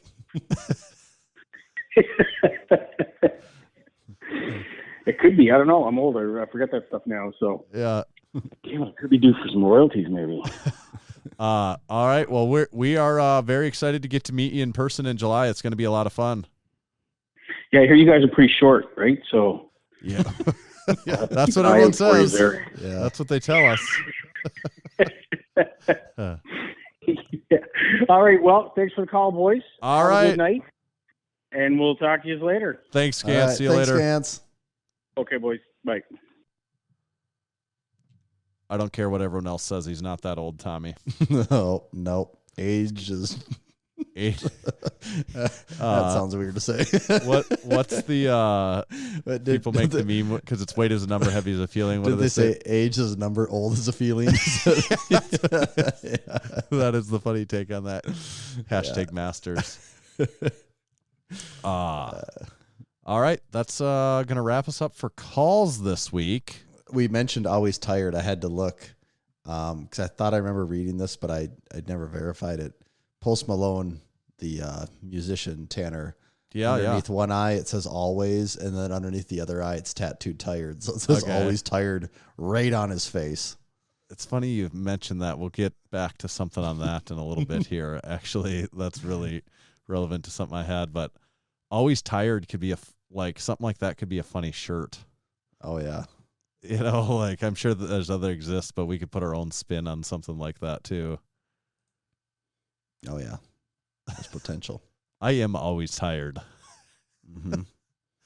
Almost always. I can say I was never. I don't really think that I was chronically tired until I had 2 children. Then, because I'd sleep like a frickin' rock. I mean, it's like if you're tired and you're single, it's kind of your own problem. But right now, it's not my own problem. There's things outside my control. I think we really need to flush out always tired t-shirt design ideas.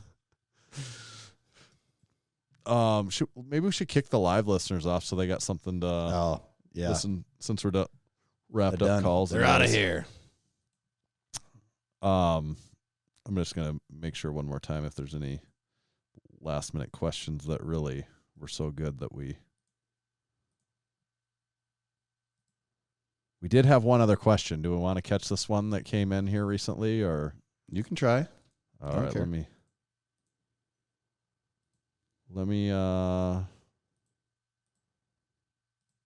try. We'll try one more. I got to type this one in manual, the old-fashioned way. Are you kicking everyone else out? They're gone. Okay. We're going to try this one. Last one.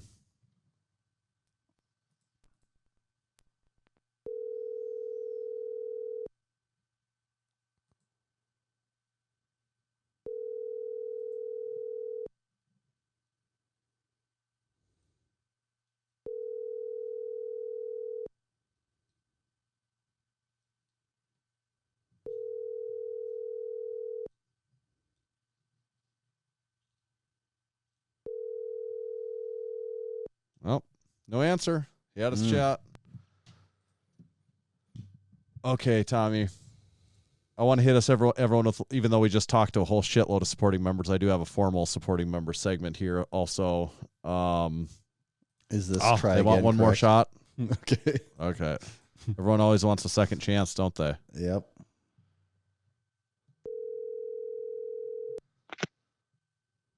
Hello? Is this that big mofo guy? It is. Is that what you want us to call you by on the Massenomics podcast? That works, or yeah, that works. Okay. We don't know if we need to protect your anonymity or not.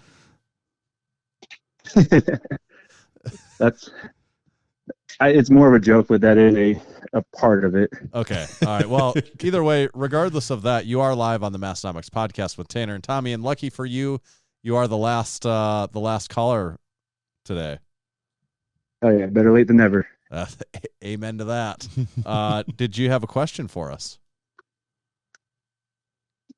So I'm not going to ask the question I submitted because I was hoping Scans would ask it, but when are we going to get those slides? Oh, say that again. It got a little wonky on me. Say it one more time. I was saying, when are we going to get those slides?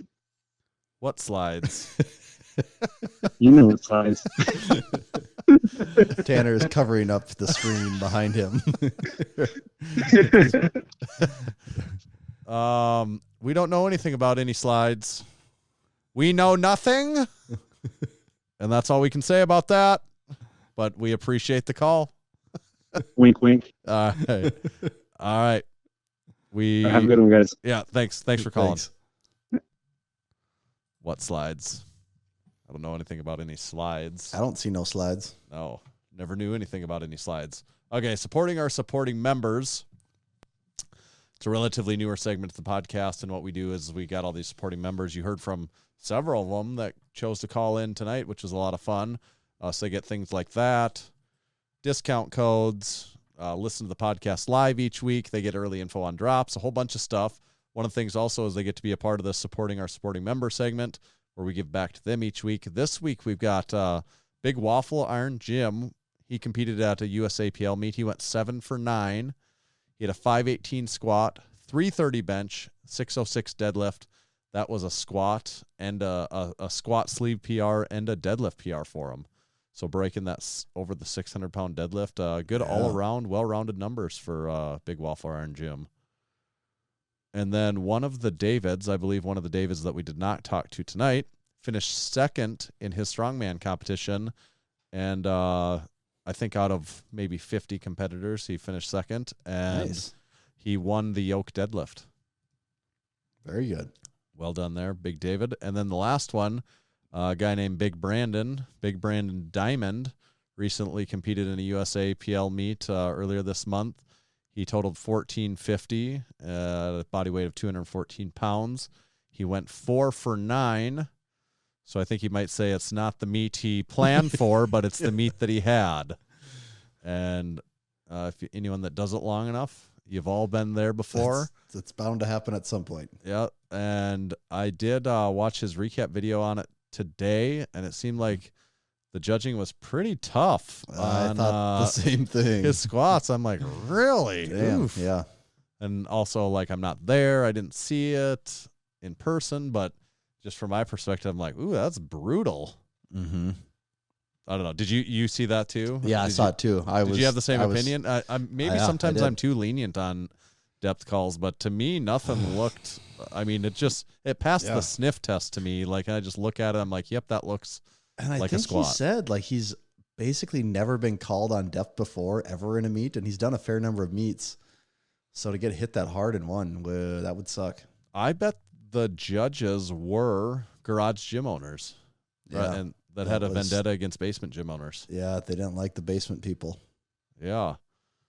Maybe they didn't. Maybe they don't like big shots coming into their meet. They're like, we're gonna knock this guy down a page. Your basement and your YouTube page. Welcome to the real world. Yeah. Did you see that? So that's our supporting member segment. Ronnie Coleman was selling his house. No. Yeah, it's is this like the lead up to a joke or something? Ronnie Coleman, a duck, and a rabbi walk into the zoo bar. No, I think it was an article I came across or something on somewhere where he was selling his house. I assume in Texas he was moving to a bigger house, but I don't know if you've ever seen the Ronnie Coleman documentary that I think was on Netflix. Yeah, we talked about that one with the gym in it. And he's selling the gym with all the gym equipment too. Wow, $500,000. Yeah, I just found it here. Yeah, 496 is that what it's listed for? If I remember. Yeah, that honestly looks like surprised me. It's not more than that. That's what I thought. That was I didn't look into it closely, and I didn't look at square footage or anything, but seemed like a pretty nice place, and with a fully equipped gym for under $500,000. Damn, I'm looking. I think in certain South Dakota markets, this would be a freaking steal. This is South Dakota, not Texas. Why is South Dakota houses price seem so messed up? Someone tell me that, please. Ain't that the question? Yeah, he's got the whole gym room here. I'm seeing it. So I don't know if for anyone that's interested, but there's probably $50,000 worth of gym equipment in there alone. I can't really remember what it looks like, but is there a lot of gym equipment in there? The exact same dumbbells as the Massenomics gym. Okay. And he has the white and blue machines that the Massenomics gym does too. Yeah. Wow. I guess Massenomics is pretty much Ronnie Coleman's gym now that I think about it. It's the same thing. Maybe he's moving here to train with us. That could be it. We're kind of making amends after our checkered history with Ronnie. Don't ask about it. We can't go into details. Yes. World's Strongest Man wrapped up here this last weekend also. The Canadian Big Mitch Hooper won. That was not my prediction. My prediction was Brian Shaw. He did definitely not win. In classic, we both love Brian, but I do gotta say, in classic Brian Shaw fashion, he let you down again, Tanner. Yeah, he did. He did. I guess it's the same old story there, and it's bittersweet to see him retiring from the World's Strongest Man. Actually, in one sense, it's not quite the same without him. I don't know that it ever will be, but also I don't really like watching him go and then like getting beat by people that I know in his prime. He could have just destroyed, steamrolled. Yes, in events that he could have steamrolled in. So I'd be happy to not have to witness that anymore, honestly. And I don't think that's not going to get better. No, it's just age. It really. Well, what was it? Was it last year, 2 years ago? Did he get fourth? I think so. Yeah. Yeah. So that seemed like maybe things were coming around, but God, now this year it was just felt like it was piled on. Yeah. Everyone else is too much younger. It is good. It's a different timeline now, isn't it? Yeah.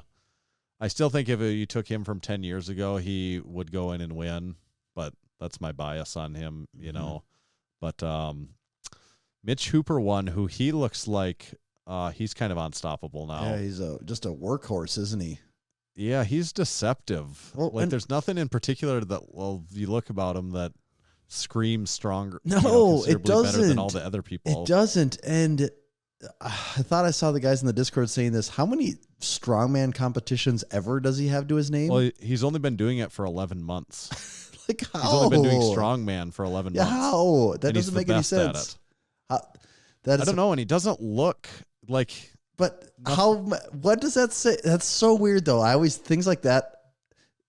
I know this isn't the right way to look at them, but I always think when you see things like that, like what does that say about the state of that sport when someone can do it for 11 months and be the best? Like no one is going to say, I'm going to pick up basketball right now and in 11 months be the best in the world. And it would be impossible. It would be impossible. Like to even, like you couldn't know what. I mean, it does happen in the sense that people, like a foreign person in there, don't play basketball until they're 18 for the first time, and maybe they make the NBA after 5 years. Yes, but it still is a lot of work that's going on between those, and then they get there and they're not top 3 in the league. Like it's like okay, you're a good, solid role player, but you're not the number one guy. That's just and I'm not saying this to take it. I'm just like maybe saying this as a compliment to him as like how much of an absolute freak he is, because there are some insanely talented guys in World's Strongest Man, but it blows my mind that someone can do it for 11 months. Like if what you're saying is true, that he really had no experience. I think that's accurate. And maybe it's not a fair comparison to some other sports though, too, because some sports are so they're more technical, dependent. Definitely. But like even basketball is or any of the major sports, like it's such a skill. Yeah. Whereas strongman, in theory, you just needs to be the strongest man and then have a little bit of like basic skills in these things. Like, like it requires some skill. I don't want to downplay it too much, but nothing like the skill required in like to be the best golfer in the world. Right. But I mean, his background and strength, he has to have like a deep background there, right? I don't know. Like, I mean, there's no way that anyone with that genetic potential has never understood that they're strong before. Like if you had that ability, you have been in the gym before and been like, wait a second, I'm stronger than all these other people just on accident. That's weird. No, I'm just like, but he had to have been training hard. Well, he was running marathons. How long ago? He was running marathons. Not that long ago, a few years. I don't get it. Yeah. It's so crazy. Yeah. And he said that he wants to run the Strongman Grand Slam because he just won the Arnold, just won World's Strongest Man, and now his next two that he would want to win would be the Shaw and then the Rogue. He's trying to win all 4 of those, which would be quite the statement, a pretty definitive statement to do that. Yeah. According to the bio on his website, he started playing football at the University of Jalouf. I don't even know how you say that. Yeah. And then football didn't last long, and he wanted to experience every element of human performance. So then he got into bodybuilding, and then he got into marathon running with his best time of 3 hours and 24 minutes. Yeah, it's pretty crazy. Yeah, he's strength and conditioning coach for a professional basketball team in Canada. Wow. Powerlifting. Must have been the Toronto Raptors. Powerlifting transition to strongman, and yeah, here we are. Wow. And then Tom Stoltman got second. It was fairly close. I mean, really at the end of it, Hooper kind of dominated, but it wasn't far off. He definitely had a shot. And then what was Novikov in third and Trey Mitchell in fourth. Trey Mitchell fourth 2 years in a row. Yes. Then Evan Singleton did do well. I had called that. I think he finished in fifth or sixth at the end of it. So he did do pretty well up there. And Nick Best did give us a good heads up on what was his name now. Pavlo was a pretty strong competitor. Good. Yeah, he was good too. That guy. He had a few events in particular. If that was his first World's Strongest Man, if he can keep that going, he's got some real potential there. Yes.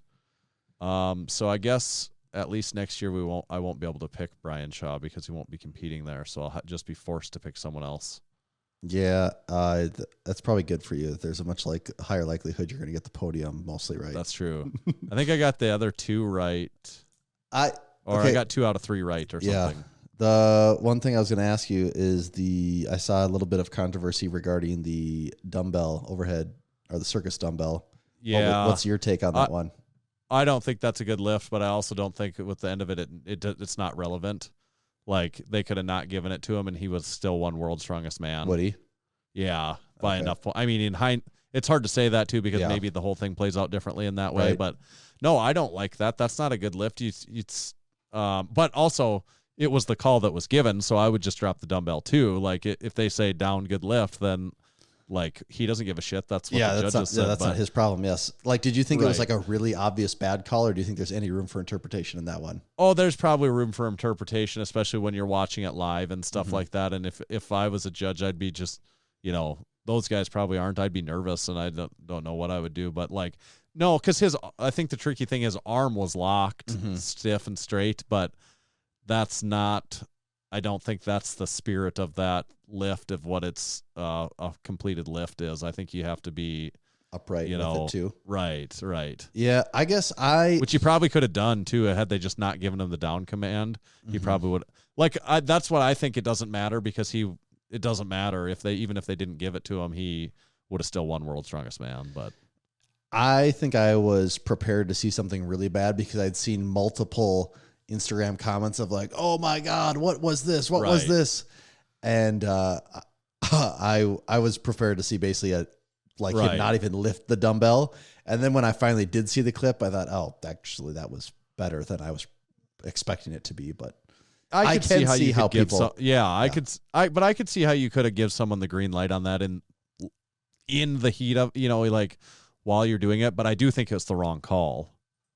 Also, I don't think it matters though. So. Whatever. Yeah. Potato. Bag, right? I do not know how you would say it differently. Bag. Bag. So try and tell me again how someone else, not us, how someone would say it. I think it's bag. Well, I'm saying it long. I'm saying a long sound there. So I think just bag, I believe. I just can't it still sounds so weird to me though. I just can't process in my mind. Yeah, because it's one of those dumb things where it's like a single syllable and it's like turned into the whole ROAD thing, Yeah, that's what it's like to me. I'm like, I don't get it. That's a hard one for me. We had a couple other things here. You had a couple topics that are left in there. I don't know what those are. Are those anything that we want to get to today? One quick one. It was funny when I was at the dog park. This older guy goes, I had the varsity crew neck on. Okay, What does that sweatshirt say? I go, Massenomics. Oh, I thought it said Massachusetts. Which was funny. And then I go, no, it's Massenomics. He goes, oh, is that like a tech thing or something? And I go, you're like, yeah. Yes, it's a tech thing. Then I do the, oh no, it's a clothing It's a company gym. that makes like gym Yeah. stuff, and you Yeah. get the, oh okay, and they're like checked out, you know. You're like, if someone says, "Oh, I thought it said Massachusetts," and you're like, "Wow, you are a moron!" Like, like these are guess mostly not the right letters. The first 3 letters are kind of right, but like Yeah. the next 7 or 8 are wrong. Like- Which also, along those lines, I forgot about this one. I had to run to Walgreens the other day to pick something up, and while I'm there, I had the Raise Hell Lift Heavy sweatshirt on, and the lady I had to get diaper cream for my baby, and I'm checking out, and she goes, "Oh, is this for the Army?" I'm like, "Does the Army need diaper cream?" And I go, "Oh, what do you mean?" She goes, the sweatshirt, is that for the Army? I'm like, the Raise Hell Lift Heavy shirt. Like, it's olive green. Is that the Army part of it? And I go, "Oh no, it's just a clothing company I own with a buddy." "Oh, cool. Okay." And that was it. And I have no idea where she got the Army question in. My only guess is because it was an olive green shirt, right? Right. I mean, yeah, but like, there's a lot of things that are that color that aren't like specifically associated with the Army. That's right? why I was so confused when she said, "Is this for the Army?" I literally thought she was talking about the diaper cream, because nothing else makes any sense in that context, you know? That one would have caught me off guard, I have to say. Yeah, so that would have particularly caught me off guard. I don't know what I would have even followed the train of thought on that one. All right. Glad I'm not the only one there. Yeah. The other thing I wrote here, I wrote down, this was funny. I was talking to a buddy on the phone the other day, and he made some comment about the TV show Friends, and he goes, "Oh, but you don't like that." I'm like, "Yeah, you're damn right I don't like that show." I don't know if I've ever talked to you about this. Do you like the show Friends? No. I mean, I know the show Friends, of course, and I've seen many episodes of Oh, you have Friends, seen and, many episodes. I think Friends is way overrated. Well, I think Friends is a chick show. Like, I think it's such a lame show. Like, it's too corny and way just cheesy and just way too 90s in the most dumb commercial way. But one of my old roommates, Mr. U, he was obsessed with it. Was his favorite show ever. He had, before you could stream stuff, he had the entire thing on DVD, and like at least once a year would watch the entire series through.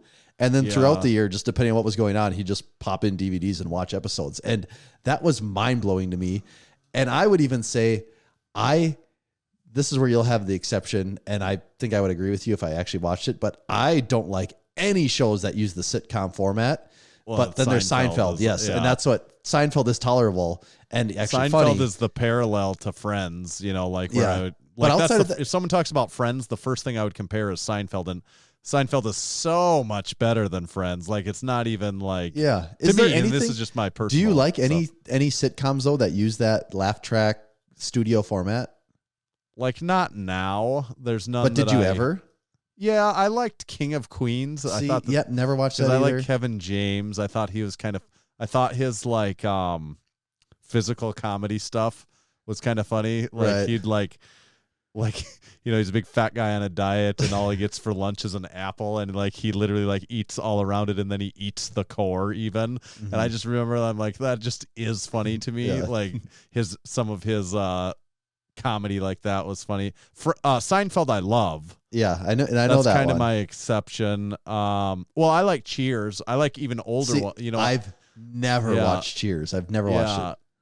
I like Cheers.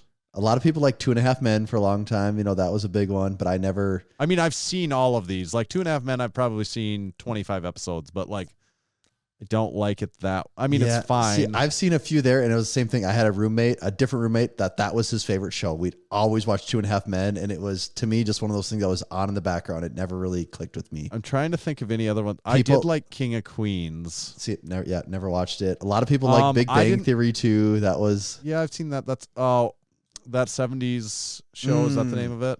People like that show. That one was one of the better ones on this list, I think. Yeah. But I haven't seen a ton of that either. I just never liked the format. Yeah. And you could go way growing back up, and say I liked like Happy Drew Days Carey and stuff like yeah, that. Well, yeah, I liked like Drew Carey when I was young. I thought that doesn't even like get replayed, so it must be awful. It doesn't. Yeah, that is funny to think about because Like, that it's used to be on a lot. syndication. Like but I don't even. Have you ever seen that in the last 20 years on anything? No, I actually forgot about that now that you say it. Or what about Two Guys, a Girl, in a Pizza Place? Who was that? Who was the actor? That's a who is show? that? Yeah, Two Guys, a Girl, in a Pizza Place. Never even heard of that. It's old. And I think they renamed the show after a while to just Two Guys and a Girl, but it's Ryan Reynolds. That's where he got his start. Oh, yeah. Never heard of that one. But yeah, I mean, 1998 to 2001. So that's why it's old. How I Met Your Mother would fit this format, right? Yeah, and I do like How I Met Your Mother. No, I don't like that show That's the either. classic one that you don't like, right? Yeah, I don't. Yeah. I don't like this format. I hate this format of shows. See, and How I Met Your Mother, I like because I like Marshall. What's that actor? What's his name? Jason Segel. I think he's funny in there, so that's why. And he is funny. I like him, but that's most of these shows, the ones I like, it's because there's, comedians in there that I just think are funny, and I think that's part of it. Yeah, How I Met Your Mother, I like. I don't love it. I like it decently, but Seinfeld I love because I could watch Seinfeld. I don't know. Seinfeld is weird in the sense where it's just like it's its own universe, kind of on like to a greater extent than any of these things where people just know it, and I don't know. You just like the episodes, like even though I know all the episodes and everything that's going to happen, you just watch it again, and I just like it could just be a forever filler for me, like what you're talking about. it's like The Office and stuff like that. Yeah, okay, The Office. There you and go. I do like those shows, but I yeah. think what just lost me ever since I was a kid, you get the studio environment and the laugh track, and my brain just goes zip, not here, Yeah. don't care. And I had to just type it in right now to see like what are we missing. And Rolling Stone has a list of the greatest sitcoms of all time. The first one they put number 1 on the list, they do The Simpsons, which I'm like, I kind of feel like that doesn't count. But then number 2, they have Cheers. Yeah, 3, they have Cheers, I do. Seinfeld. 4, they have I Love Lucy. And I remember that always being on when I was a kid all the time. Yeah, I've watched Nick that at a Night. bunch, actually. I used to watch Nick at Night, so I've seen a lot of I Love All in the Lucy. Family. I remember that was on a lot. MASH kind of breaks the format a little bit. I do not like MASH. See, That was one of I've those never shows seen it. my parents watched, so I just hate it. It was like MASH was what was between me and watching something that I wanted to watch on the television. So yeah, never watched it. Mary Tyler Moore Show, never watched that. See, and then they have like Parks and Rec, and to me that doesn't fit the format. That's right. I'm cool with that format. That format doesn't bug me at all. But and like same thing, Curb Your Enthusiasm. I don't think that counts either. So The Office was not on the list? They don't have The Office yet. Frasier, How I never could watched Frasier. Parks and Rec be on there? That and doesn't The make Office any is sense. not? That Parks and Rec would be number 9, top 10 sitcoms of all time. I mean, how would that be above The Office? It doesn't make any sense. I mean, Parks and Rec isn't to me is good, but to me that was like that's a poor man's Office. It's kind of that feels like that's the B team, right? Andy Griffith Show. That's one I've seen a lot. That's the one where a lot of people's dad can just name every single thing that happens. Like that's my dad. He can just like the second it starts know exactly what happens in the entire episode.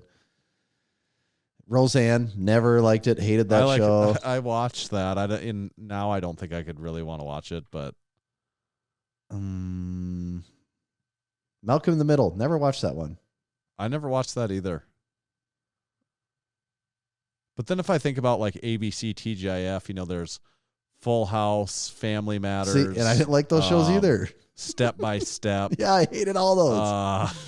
Do you remember Step by Step? No. Okay. Like, have you heard that name before? Is that? Oh yes, yeah. I know what the show is. I just never watched it because I hated that stuff. I liked Family Matters. I never really liked Full House that much. No. Oh, even along those lines, actually, the other day, my wife had Saved by the Bell on. Yeah. And I was just laughing about how just straight up cheesy it is. Oh, and then it was some episode. And she's like, "Oh, you've never seen this one?" I'm like, "I've never seen any of these," and she couldn't believe it. Yeah. She goes, "Oh, you didn't watch these?" I'm like, "No, I thought they all sucked, so I didn't watch any of them." And she couldn't believe that I had never seen that stuff. I've seen most of those. How about Boy Meets World? I do remember actually that was probably out of all of those things we just listed that were more like aimed at what young teens. How about Home Improvement? Okay, I take it back. Those two, Boy Meets World and Home Improvement, Yeah. I probably saw an equal number of those, which still isn't very many. But as a kid, those were goofy enough. It felt like both of Yeah. them that I could find them a little more tolerable. Yeah, Home Improvement I liked. Home Improvement was pretty popular at a point in because they time. do There the was- goofy thing. You know, one Tim was like, Allen's oh, goofy.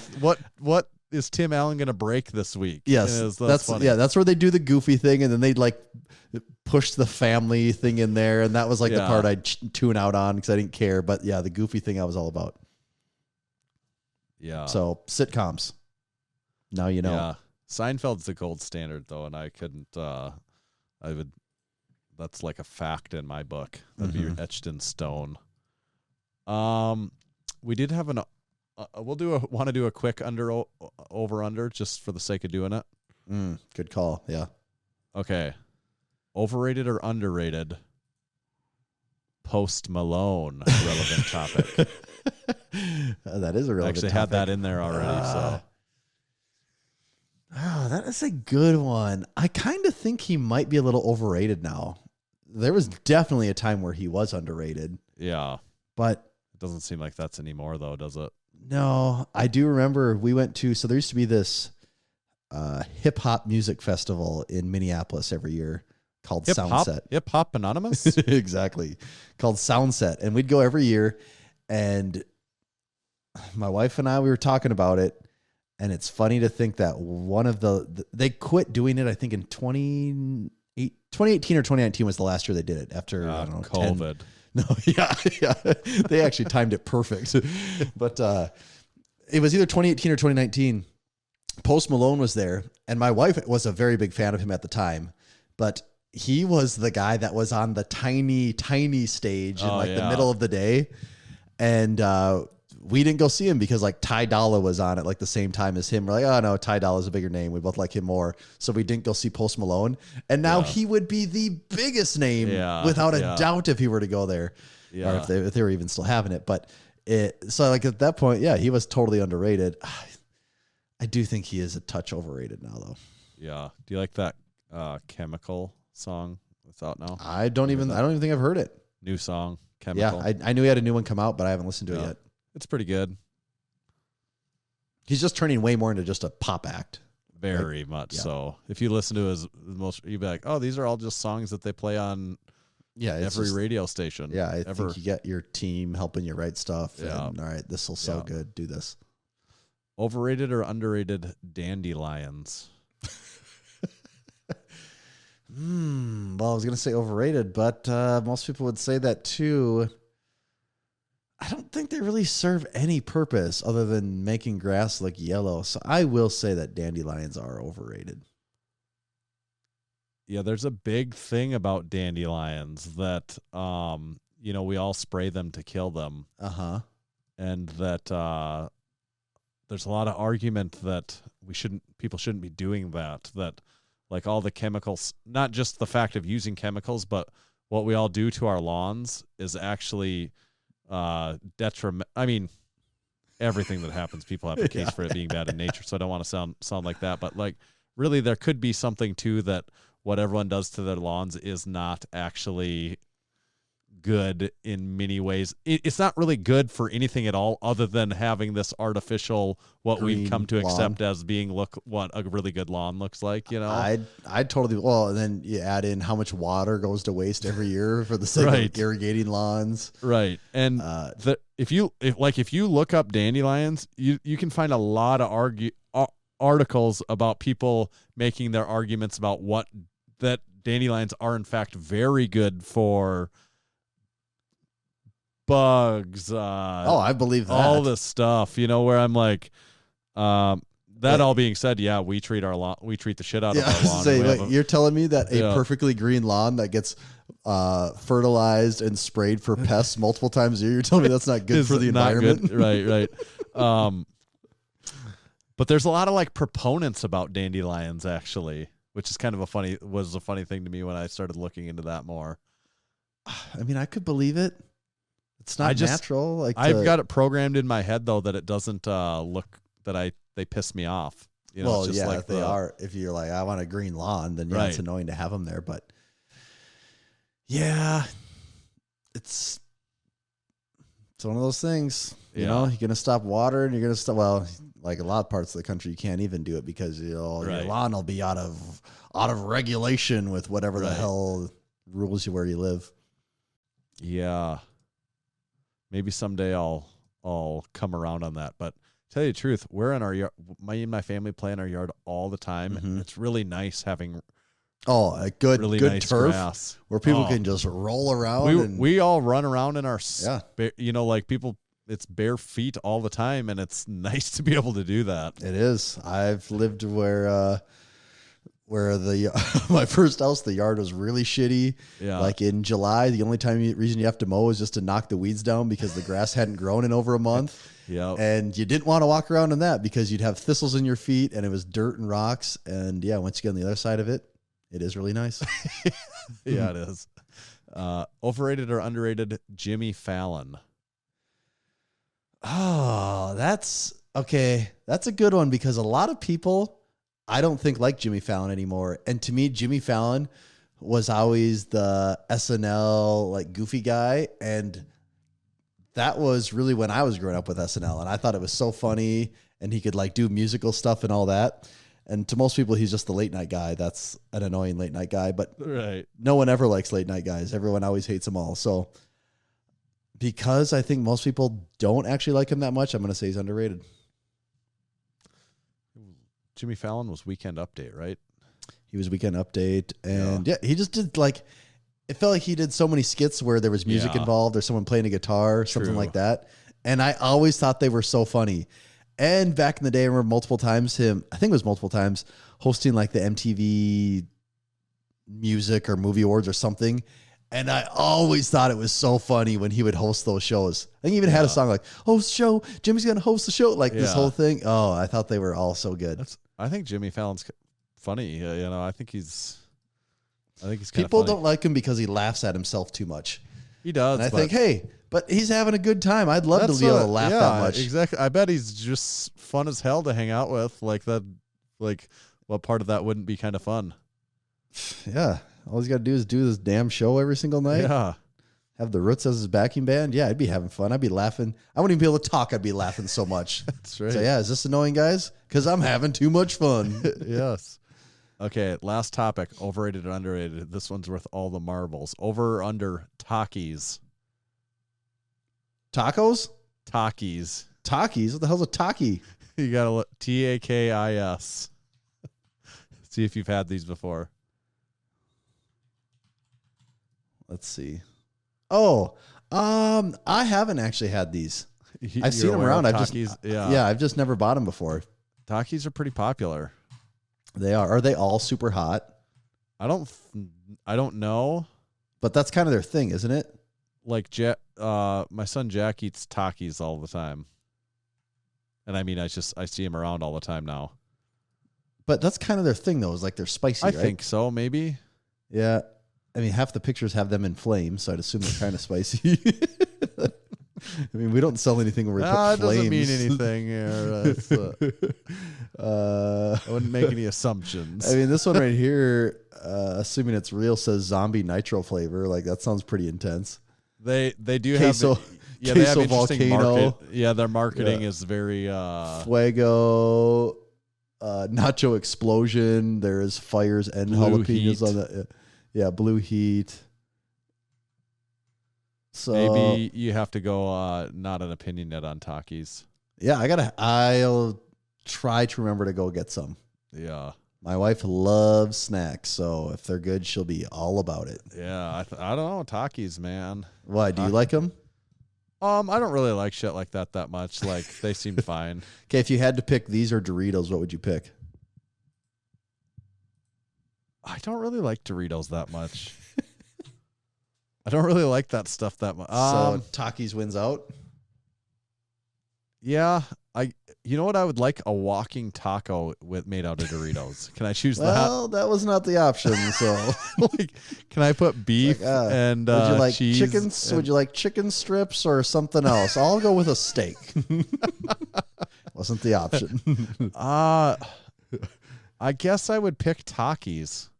Okay. They kind of are. I think they're, if I remember right, they're like really hard and crunchy, or they're harder and crunchier, and I kind of like that maybe. All right, they're like the jawbreaker of chips. The tooth breaker. They're not that hard and crunchy, but they're like, I feel like for some reason to me, like Doritos are like stale 50% of the time. Maybe that's just my own experiences, but like, it might be a personal thing. Doritos just seem stale by their nature to me. I don't know. I don't really eat Doritos often. I mean, I eat Doritos a couple times a year is how often I eat Doritos. You know what I'd rather have? Just a good chip with a good salsa dip. Oh, yeah. That's also not a choice here. Yes, but we're talking pre-made shit in a bag here. But I have Doritos so rarely that when I do have them, I always think these are always better than I remember them being. I always think in my head they're shitty, and then I have them and think it's actually pretty damn good. But again, I have them a couple times a year is all. So yeah. I don't really like that. I don't like that much. I don't really like Pringles and chips and How about stuff. Funyuns? I could go without those. If those went away, I wouldn't My care. boy loves Funyuns. They're good. Like, I mean, all the stuff I get, none none of this tastes bad. Like, No, I can know. anyone eat a Dorito and be like, ooh, yuck? Yeah. Well, if they're stale, maybe. Well, even then, like, there's just so much flavor on. Like, it's like the stuff has so much flavor, just packed into per science square has just got it down to perfection. They can't make that formula any better. What are the hard cheesy what's the nacho guy? What's that guy? Nacho guy. Well, not the nacho guy, but is he the Dorito guy, or he's not the Doritos, but the really hard the Cheetos? Cheetos. What's the Cheeto? The tiger? What is that a tiger? Yeah, isn't What it? is that guy? Is that the guy still around? Oh yeah, he's got to be. Or do you just have to watch like kids shows? Chester the cheetah. There you go. Yeah. So he's a cheetah. Kind of like a more family friendly Joe Camel, if you will. It's like a Joe Camel with his like giant head on his small body. I feel like I used to see Chester the cheetah like 17 times a day. And now I feel like I haven't seen Chester the cheetah like once in 2 years. All right, here's a deep cut for you. I had to just Google this to make sure my brain was not remembering this correctly.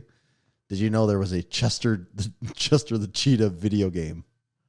No. Yes, it was for the Super Nintendo, and it came out. Okay, see, that would be the pinnacle of Chester the Cheetah to me. Yep, and that would be 1992. Do you remember? Okay, along these lines, there was also, I'm pretty sure this is real. Do you remember 7-Up? Their logo was like those little red dots. Yeah. Oh, I played that video game. Yeah, there was a 7-Up video game. The cool spot, on Nintendo, on NES. Yeah. It was a sick game, actually. How did they make a video game about red dots that are a soda mascot? That's a fun game, though. I haven't played that Did you ever play that? I remember it existing. I don't know if I ever played it, but I do remember seeing it. I had one of my game. friends probably had it. Yeah, imagine you're so good at soft drink marketing that you do that. Yeah, you convince first of all, our mascot is a red dot with arms and legs, and now he also needs to be in a video game. I don't know, man. The snack food marketing sucks compared to what it used to be like. Yeah, the 90s. The 90s snack food marketing had life by the balls. They had something figured out, that's for sure. But both of those are excellent case studies to me that 7-Up and Cheetos, they have to sell way less than they did 20 years ago. I think so. And the Kool-Aid Man, Yeah. Put him up there with the Planters Peanut guy too. Yeah. But what I was wondering is, do you like Cheetos? If I'm going to do Cheetos or Doritos, if I had to pick Cheetos, for sure the hard crunchy ones, not the poofy ones. That was going to be my other.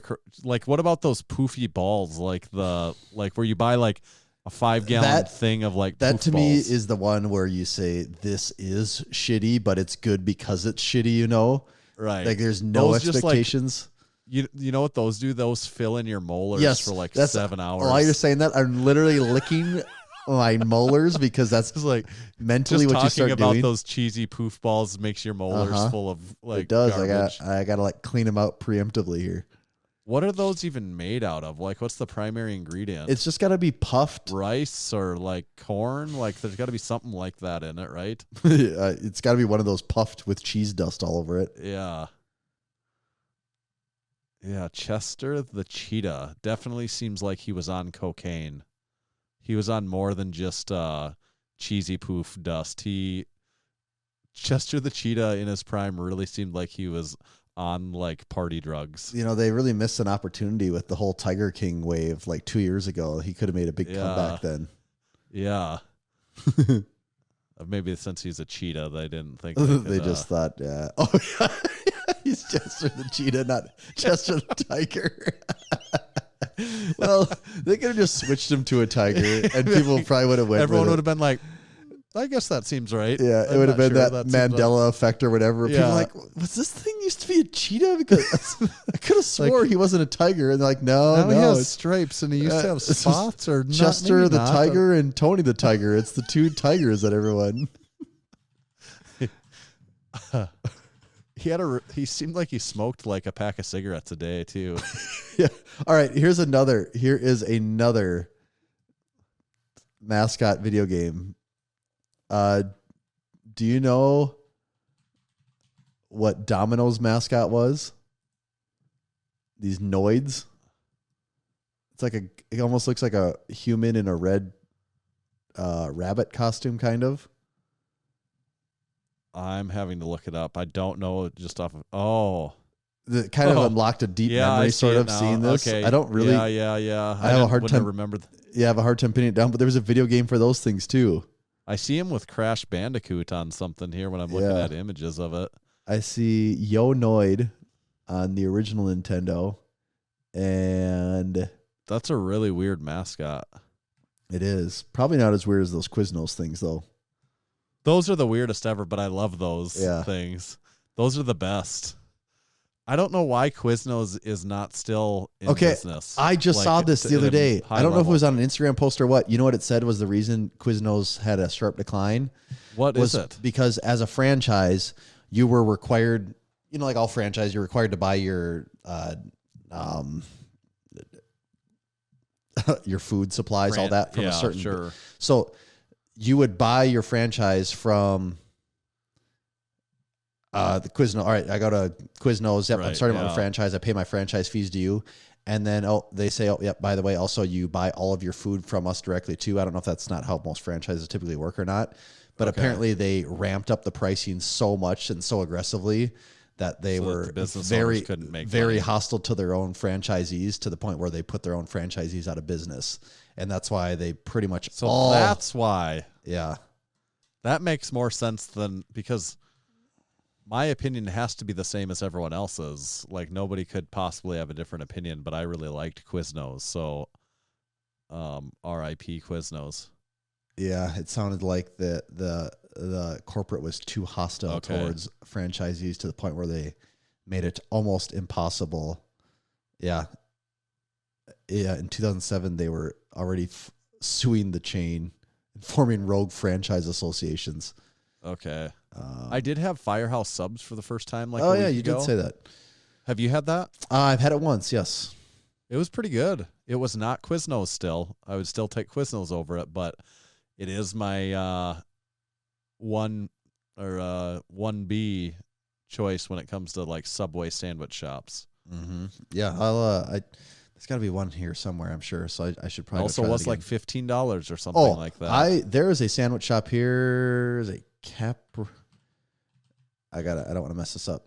Capriati sandwich shop, and they're a chain. They're in places, and their whole thing is Phillies, and I love a Philly. Okay. Like that's one of my favorite meals. I don't even really like sandwiches that much, but a Philly just does it for me. Yep. And I got a fairly good size one, and you do peppers and onions and all that on it. And I was feeling saucy that day, so I got the drink and the chips to go with it. And Yeah, how much? This was now like 3 or 4 months ago, so I might be remembering wrong, but pretty sure it was like $18.50, and that is a lot for what is basically a fast food sandwich for one person. Too much, That you is a could lot. say. Yeah, that is a lot, Like- isn't it? It's like, almost $20. A lot. Yeah, too Like much. you can buy a steak some places for that. You can buy steaks in the grocery store for that all day. Yes. Huh. Yeah, it's hard to wrap my head around that for a sandwich, but I mean, when it was in good. Rome, It was good. yeah. I will give them that. It was good. Right. But it was also expensive. Chester the Cheetah also not as good as Whiplash the Cowboy Monkey. I don't think. No, he's not. And now I just think of him as Chester the Tiger now. They're Cheetos. That's good. Yeah, I could kind of get like all of them wrapped up in my head to being all parts of each other when I think about it. Where I'm like, yeah, Chester the Cheetah shares a lot of characteristics with the Kool-Aid Man if I really think about it, and like and Joe Camel and the Budweiser Frogs. Joe Camel, yeah, the Clydesdales. I just like to think of them as all being friends. Yeah, they all hang out together. Isn't that funny that when you were kids, the Budweiser Frogs was actually like a funny thing to talk about as a kid? It's about this beer thing. It's like these frogs and they say Budweiser. It's so funny. It's also funny that this beer company's marketing gripped like 10-year-olds by the. I know.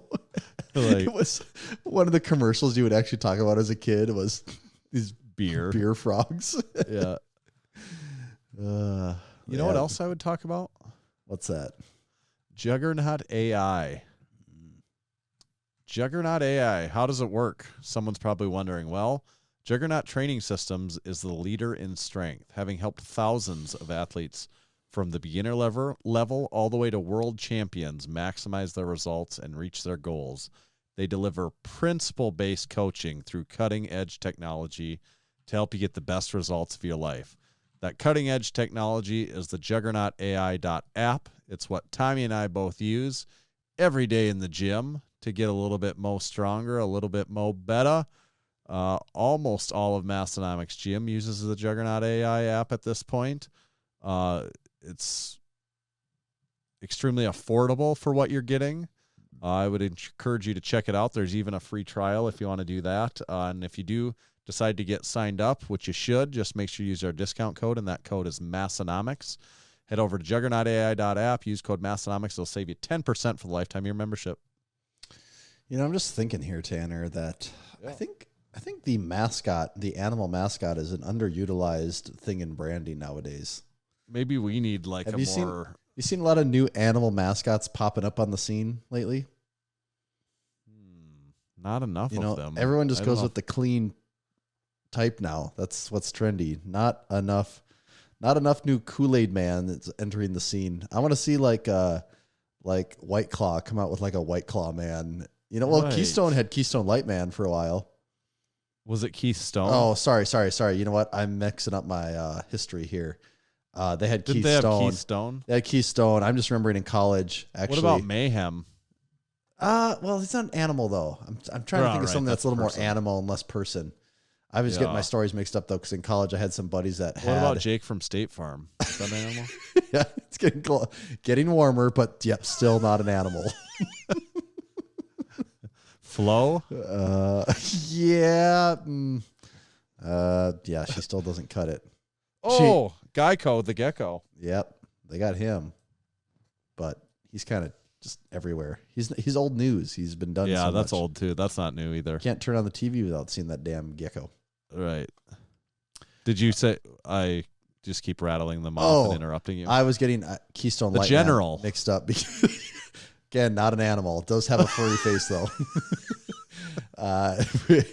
There was a can of Keystone that was on a beer display in some liquor store, like an oversized can. He was probably a couple feet tall, and he had muscular arms and legs on him. And for whatever reason, my buddies somehow got this from the liquor store, and it was Keystone Light Man. And they even had a Facebook page for him, which was really funny at the time because it seemed so stupid. But Yeah, not a mascot, just a display in a store. So I was getting him mixed around. Close enough. Yeah. Oh, actually, I am still friends with him on Facebook, Keystone Lightman. Oh, yeah. And yep, still has pictures of my friends with him on Facebook too. They all wished him happy birthday in September of 2011. So yeah, he's been around a while. Keystone Lightman. I don't know many other animal mascots though like that. I think we need one. Yeah. Well, we kind of try it with Massenomics Jim every so often. You know, we have something to. Yeah. So we have some animal thing going on, but right. Nothing that's like our animal, you know. Right. Okay. All right. Today's episode is also brought to you by SwissLink. In 1995, Maurice Big Mo Huffman founded SwissLink with the mission to bring authentic Swiss Army goods to the United States and into the hands of those yearning for quality gear at uncompromised prices. Over the years, that mission expanded to nations across Europe and beyond. Now, for nearly 3 decades, Big Mo has been traveling far and wide in search of the best items from military forces around the world. He brings in everything you could imagine, from Swiss military rangefinders to Italian police tracksuits. SwissLink.com is also home to SwissLink Classic, the SwissLink Classic wool blanket. They're an ideal mix of 80% wool and 20% recycled fibers. It's that special blend that provides a soft, luxurious feel while maintaining all the benefits of wool. The designs are reminiscent of brands that rhyme with Schwendelton and Schwedson Bay, but they're available at only a fraction of the cost. SwissLink's exceptional collection and dedication to quality customer service sets them apart from the rest. Enjoy a 15% discount on your next purchase at SwissLink.com by entering the code MASS at checkout. That's MASS to save 15% at SwissLink.com. Thank you, SwissLink. Can't believe I just thought of this. Yeah. It doesn't fit on the screen. I can't see it besides the very corner, but it's a cool look. Yeah. Buy one of our drink spotter lights. Got a rare earth magnet. Check that out while supplies last. Get our new pocket tees, denim blue, black. Get our windbreakers, camo, black. Get our leather patch hat, black, gray, brown. I'm just saying colors of things. You are very selling good with people on the colors. Yeah. You know, I was just thinking about when you said windbreaker. I was thinking about windbreaker, break wind. How dare you break wind before me with the Austin Powers scene. Probably doesn't work as a meme, but it is funny to think of this parallels there. Right. If it's we can use it to sell the windbreaker. Right. Yeah. Is there something? There's something. How dare you break wind before me? Oh, I didn't realize it was your turn. It's so stupid. Yeah, that is Austin funny. Powers. Good stuff. That's how I was thinking of videos to do with the windbreaker. You know, I don't know what. I had some different ideas, and now it just kind of escapes me. But so I got to write those things down when they come to you. I know. In one ear, out the other. Sometimes it's not what you know, it's who you know. This is a 2.5 hour episode, so if you listen I'm to this really glad one unbroken I'm really glad chain, I congrats. hit the reset button because remember I said, I can only record for 2 hours and 12 minutes. We won't go that long, right? And I said, I better erase it just in case. Broke it by about 20 minutes. Yeah. Tommy, where do they find you at? Well, it's because we gave him the stream of consciousness at the end. It just words That's just true. kept coming out, you know. That's true. Just couldn't stop. Okay, you can find me at Tomahawk_D. You can follow me at Tanner_Baird, but nobody cares about that. Just make sure to follow Massenomics at Massenomics. See ya.